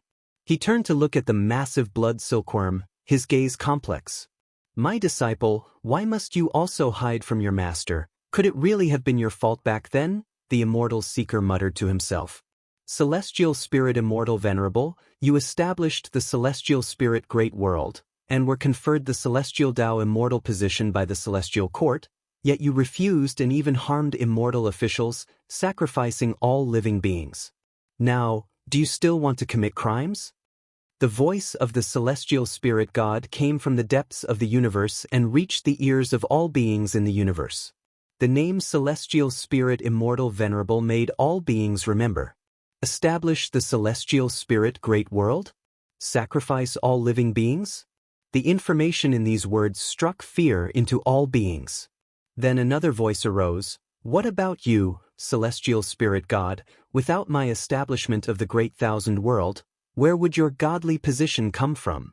You forced me to sacrifice all living beings, you keep the great thousand world in its shattered state, unable to be repaired by the heavenly Tao, your actions have already violated the celestial rules, What are you pursuing? Do you think I don't know? Celestial Spirit Immortal Venerable.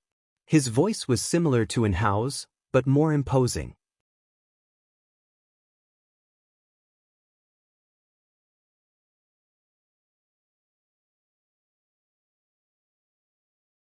Chapter 551. Gu and versus the Celestial Spirit God. Hearing the words of the Celestial Spirit Immortal Venerable, the immortal seeker's expression turned ugly, anger apparent in his eyes. Why have you chosen to be born at this time? The immortal seeker looked up at the figure of the Celestial Spirit Immortal Venerable and asked, suppressing his rage, knowing now was not the time for petty calculations. The Celestial Spirit Immortal Venerable did not answer but instead turned to gaze toward the Celestial Spirit Great World, his eyes filled with profound meaning. At the same time, a brilliant light appeared from the depths of the universe. It was the figure of the Celestial Spirit God holding the Celestial Tao Divine Axe. Stepping on the Tao rules, every step he took, ripples spread throughout the cosmic space. Under his steps, the universe seemed ephemeral, ready to vanish at any moment. The Celestial Spirit Immortal Venerable turned back, refocusing his gaze on the Celestial Spirit God. He raised his right hand, palm facing upwards, and gold flames spontaneously appeared and rapidly coalesced into a great cauldron, growing larger continuously until it dwarfed his own form.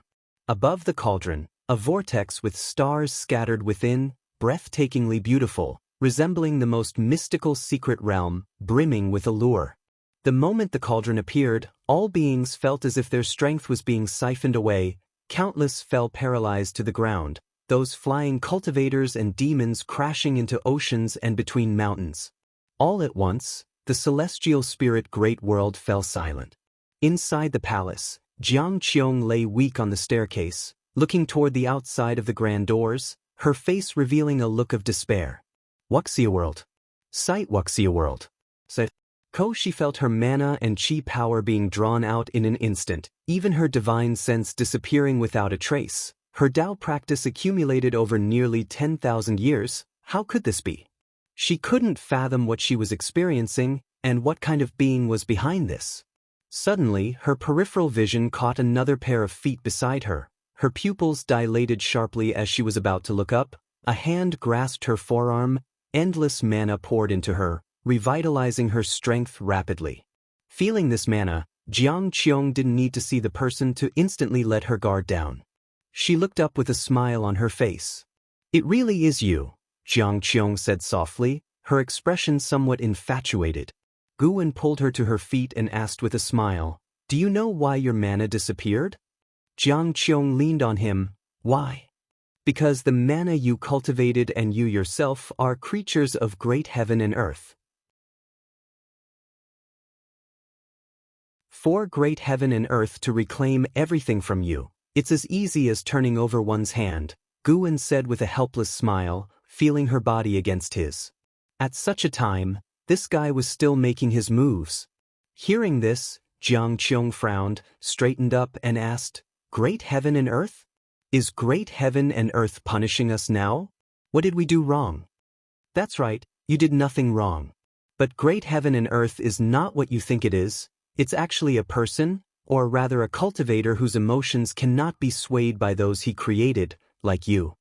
Gu's answer shocked Jiang Qiong, her beautiful eyes widened, speechless. Because the words came from Guwen, she believed them. And because she believed, her perception was overthrown. She felt the world was preposterous. While Guwen was explaining the truth about great heaven and earth to Jiang Qiong, the Celestial Spirit God had already arrived before the Celestial Spirit Immortal Venerable, no longer smaller in stature than the Celestial Spirit Immortal Venerable. Under the presence of the two mighty beings, the Celestial Spirit Great World seemed nothing more than a stepping stone, no longer holding the grandeur and magnificence of great heaven and earth.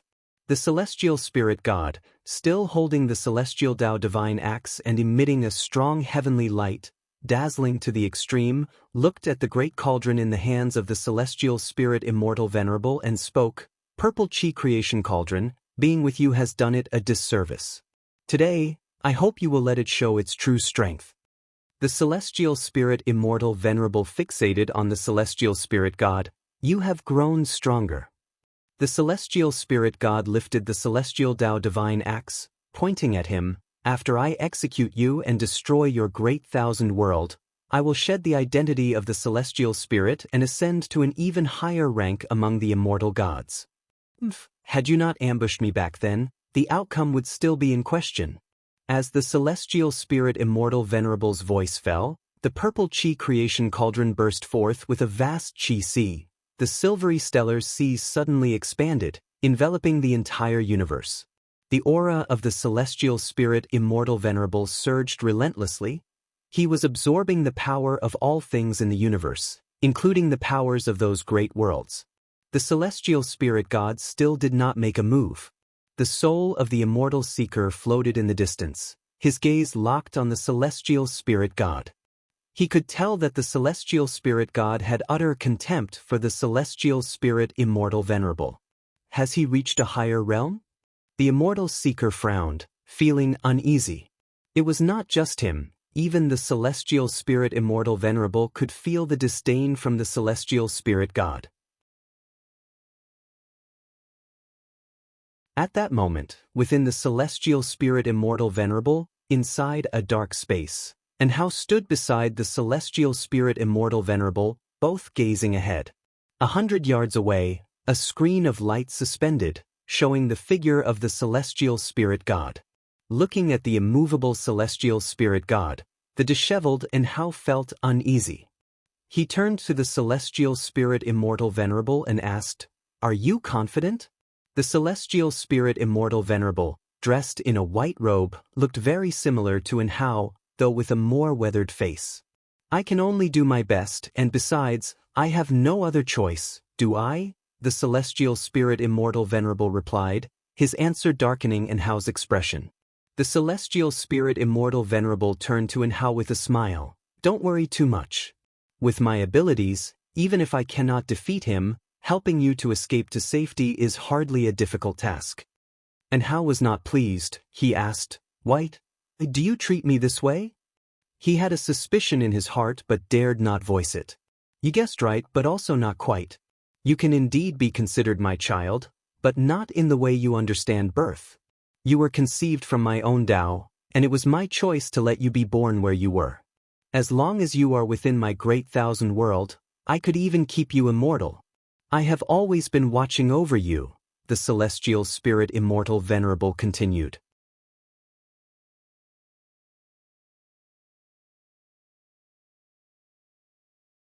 Chapter 551. Gu and versus the celestial spirit god. _2 And Hao didn't feel shocked. In the thousands of years he had spent comprehending the celestial Tao golden core, he had long sensed that his destiny pattern was extraordinary, which is why he could feel his own mission. He stared at the celestial spirit immortal venerable and asked, "The change of era, was it your active choice, or was it the choice of the heavenly Tao?" If there were no change of era, the celestial Tao light layer weakening, how would the celestial spirit god dare to make a move? In the process of his comprehension of the heavenly Tao, he could feel the suppression of the so-called immortal gods by the heavenly Tao. "That's right, it was my active choice," replied the celestial spirit immortal venerable, his gaze fixed on the celestial spirit god in the light screen. And Hao immediately became anxious and asked, "Why?" "You know I need time to grow. Given time, I would surely be able to help you eradicate the celestial spirit god and aid in your resurrection." He had absolute confidence in his talent. The celestial spirit immortal venerable turned to look at him, his eyes complex, and said, "Child, you truly are my most perfect creation. You make me prouder than the entire great thousand world. But it's not that I don't give you time, it's because there are existences in the world that are even more terrifying than the celestial spirit god." "What existences?" And Hao frowned and asked. Today, the number of powerful beings ravaging the celestial spirit great world were countless, and many names flashed through his mind. At that moment, in reality, the celestial spirit immortal venerable's right hand raised, and the purple chi creation cauldron took flight, spinning, the mouth of the cauldron facing the celestial spirit god. Boom! A majestic force that made the entire universe tremble erupted from the cauldron mouth, and a vast silver-blue chi sea burst forth, grand and unstoppable, illuminating the celestial vault of the celestial spirit great world. Wuxia world. Sight countless creatures lying on the ground looked up to see the celestial vault disappear. They saw a silver-blue giant river, within which countless stars twinkled. The eyes of all beings were filled with dots of silver-blue light. They saw the figures of the celestial spirit God and the celestial spirit immortal venerable, resembling two founding gods, making all creatures feel their own insignificance. Even those in the immortal Tao realm felt nothing but infinite reverence in their hearts at this moment. The divine power of the purple chi creation cauldron fell onto the body of the celestial spirit God, blocked by a layer of white light. How domineering was this silver river, capable of destroying everything? The space it passed through was ripped apart into dark regions, yet even such a powerful force could not shake the figure of the celestial spirit God. Is this all you can do? The voice of the celestial spirit God sounded, with a hint of disappointment. Inside the dark space, and how witnessed this scene, his brows deeply furrowed. As for what existence, I cannot tell you. Now, our opponent is him, the celestial spirit God, the real immortal God. The celestial spirit immortal venerable looked ahead as he spoke, his expression returning to indifference. As his voice fell, the purple chi creation cauldron trembled, and from within that silver river emerged numerous silver figures. They swiftly attacked the celestial spirit God, and in the blink of an eye, the number of silver figures reached an exaggerated amount. They quickly surrounded the celestial spirit God, the disparity in their figures immense, like dust surrounding Mount Tai, yet somehow the dust was plentiful enough to completely surround it. Boom! A terrifying axe chi erupted, dispersing millions of silver figures, chopping through the silver river, striking the purple chi creation cauldron, and the mightily purple chi creation cauldron was directly sent flying. The purple chi creation cauldron disappeared into the depths of the universe, and all was once again silent. With just one move, the celestial spirit God had defeated the divine skills of the celestial spirit immortal venerable, even sending his treasure flying. The celestial spirit God maintained the posture of swinging his axe, his right arm turning slightly, swinging his axe again. The celestial spirit immortal venerable immediately raised his palm to defend, a powerful mana bursting forth containing the strength of thousands of great power of heaven and earth, wishing to contend against the celestial spirit God. Boom! A deafening roar resounded in the ears of all beings, and they faintly heard something like the sound of shattering crystal. Facing the attack of the celestial spirit God, the great magical power of the celestial spirit immortal venerable could not hold on, and was directly dispersed. His flesh bore densely packed wounds, gruesomely ghastly. Heaven balancing golden immortal. The immortal seeker floating in the void looked extremely ugly as he struggled to utter these four words. The heavily injured celestial spirit immortal venerable furrowed his brows, his gaze towards the celestial spirit God complex. Inside the dark space, the celestial spirit immortal venerable took a deep breath. And Hao's spirit was taut. He hadn't anticipated the disparity between the celestial spirit immortal venerable and the celestial spirit God to be so great. Ooh? And Hao asked cautiously. He didn't know how to show his concern, because right then, there was nothing he could do. It seems I cannot stop him. I will send you away. Once the celestial spirit great world is extinguished, you and I will have no more karma. Live well, for me, and witness an even vaster heaven and earth. The celestial spirit immortal venerable took a deep breath and spoke somberly. Upon hearing this, Hao immediately became anxious. He was about to speak when the voice of the celestial spirit God resonated through the dark space. Trying to escape? Do you really think it's like the old days? Before the words even fell, the celestial spirit God in the light screen swung his axe again. This axe struck not only the immense body of the celestial spirit immortal venerable but also shattered the light screen and the dark space. Intense light poured in, enveloping Hao and the celestial spirit immortal venerable. and Hao was horrified to find himself suppressed by an incredibly strong force, completely unable to move. He could only glance towards the celestial spirit immortal venerable. However, what made him even more desperate was the look of panic that appeared on the face of the celestial spirit immortal venerable. "What realm are you exactly?" the celestial spirit immortal venerable bit out, equally unable to move. He knew that the celestial spirit god was strong, but he hadn't expected the gap to be so huge. Faced with the celestial spirit god, he had no power to resist. In the midst of the blinding light, the celestial spirit god, just like before, stepped forward, seemingly symbolizing a divine power of destruction, unstoppable. Heaven-balancing golden immortal, mid-stage. The voice of the celestial spirit god echoed through the space that was breaking apart, causing the celestial spirit immortal venerable to lose his composure.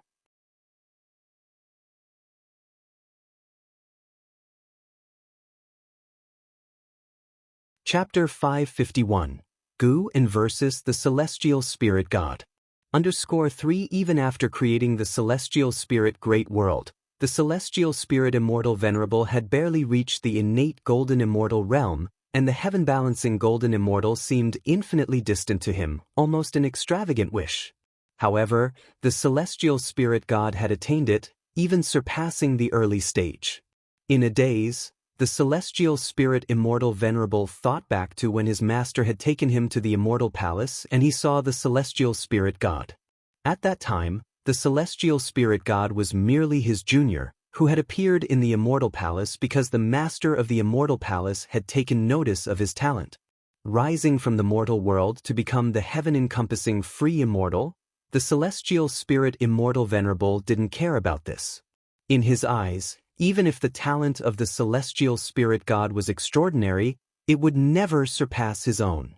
In the end, he died at the hands of the Celestial Spirit God. And now, the Celestial Spirit God had far surpassed him. Throughout the long years of death, the Celestial Spirit Immortal Venerable could sense the presence of the Celestial Spirit God. The Celestial Spirit God had never left. Which means the Celestial Spirit God had achieved the heaven-balancing Golden Immortal by meditating and attaining enlightenment on his own. Thinking of this, the Celestial Spirit Immortal Venerable's pride was completely shattered. He totally lost his spirit. Senior. Faint voices reached the Celestial Spirit Immortal Venerable's ears, but they could not awaken his fighting spirit. Father! Suddenly, the Celestial Spirit Immortal Venerable felt a jolt like thunder awakening him. He instinctively turned his head and saw Hao looking at him, his face fierce. Father! Since you are my father, you cannot just surrender. Even if you die, you must die fighting. Hao gritted his teeth and roared, struggling to speak as he was unable to move. Sir, the novel Fire. Net * website on Google to access chapters of novels early and in the highest quality. He could accept defeat, he could accept death, but he could not accept the Celestial Spirit Immortal Venerable losing confidence. Ever since his parents died in his childhood, he too had fantasized about them still being alive. Facing a demon beast back then, his father was just a mortal who, in order to protect him, fearlessly drew the beast away. It was his father's example that gave him the courage to fight to the death to protect an exile from the same village. Later, he met Groom, the most important mentor of his life, whose strength and fearlessness guided him.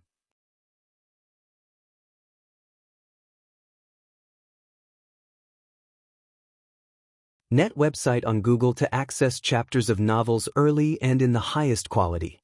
If you find any errors, ads pop up, ads redirect, broken links, non-standard content, etc., please let us know reports so we can fix it as soon as possible.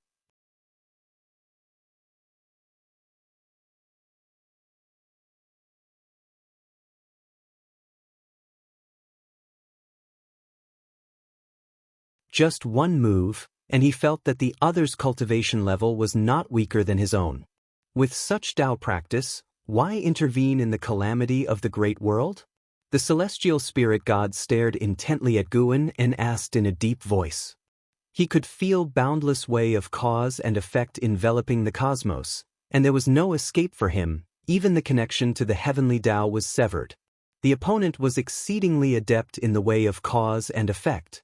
Guwen raised his right hand, the celestial star sword appeared in his grasp, and the blade wrapped itself in dazzling sword light, intensely bright. And Hao looked at Guwen holding the sword, his emotions surging, feeling as if his blood was boiling, his face turning bright red. The celestial spirit immortal venerable looked at Guwen with a complex look, especially noticing in Hao's expression, and felt even more mixed emotions. At this moment, the beings within the celestial spirit great world could not see the confrontation outside. They could only see the cosmic starry sky, and the whole world silenced because of it. The beings were very nervous, unclear about what was to come. On a dilapidated island, Leah lay on the cliff, struggling to look up. The divine exotic immortal spirit appeared on his shoulder, excitedly looking towards the universe. Leah could feel its excitement and immediately guessed the reason. His expression turned complex, but it was as though a burden had been lifted from his heart. Indeed, it still depends on you. You are the true protector of this world, unparalleled. Leah gazed at the cosmic starry sky, thinking thus, his eyes gradually filled with admiration. Just as this thought occurred, a sword light burst through the cosmic starry sky, illuminating the heavens and earth, making Leah instinctively close his eyes. In the cosmic void, the celestial spirit god froze in place, the darkness behind him cleaved in two by a streak of sword light, still gripping the celestial Tao divine axe, trembling all over. He fixated on Guwen ahead, while Guwen maintained the sword-swinging posture. The body of the celestial spirit god developed cracks, divine blood seeping out, his condition greatly resembling an Hao's. So fast, the celestial spirit immortal venerable stared at Guwen, his expression grave. He hadn't seen clearly how Guwen had swung his sword, and Hao's sense of it wasn't as profound, but he could tell that his master had suppressed the celestial spirit god's momentum, which excited him. The celestial spirit god's gaze sharpened, suddenly leaping up, nearly instantly, he burst forth with an even stronger aura, a vast sea of light appearing above him in the universe, and the celestial spirit god plunged into it, vanishing from sight. Soon after, within the light sea, a massive eye appeared. As this colossal eye opened, eyes of all sizes appeared from every direction in the universe, densely surrounding Guwen and the two others, all these eyes fixated on them.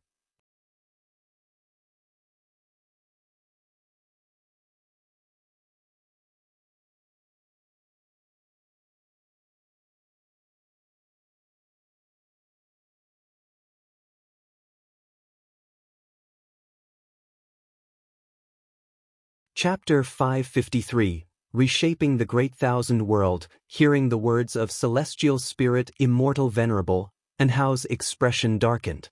He realized what the celestial spirit immortal venerable intended to do, and he could neither agree with it nor stop it. The celestial spirit immortal venerable wanted to sacrifice himself to save all living beings. As a son, and Hao could not agree, yet he could not disregard the life and death of all beings to stop him either. The celestial spirit immortal venerable took a deep look at Guwen.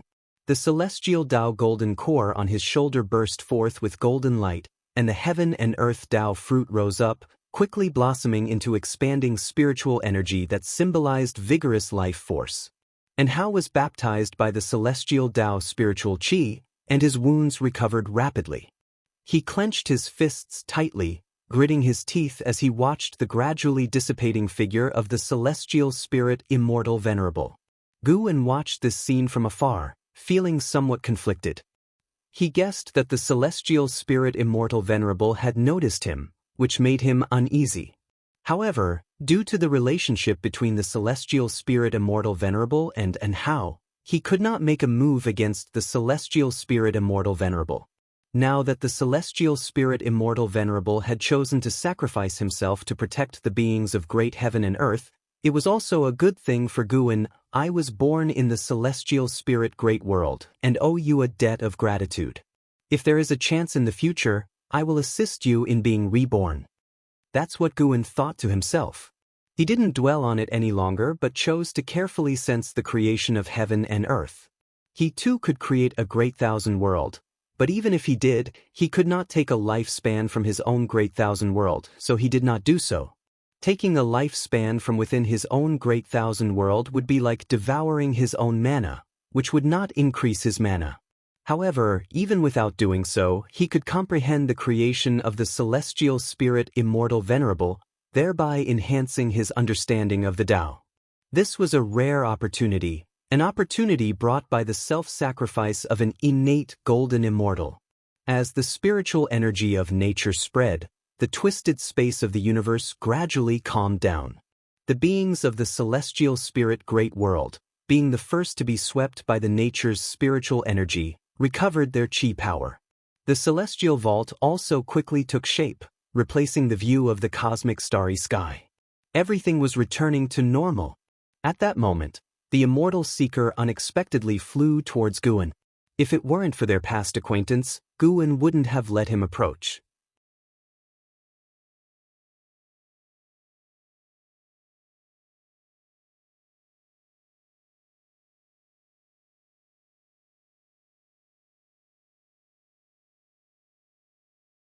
Anyway, this calamity was just a node in his life. He needed to keep striving to become stronger, intuition telling him that one day he would no longer be able to conceal himself, and he would need to directly face the might of the celestial court.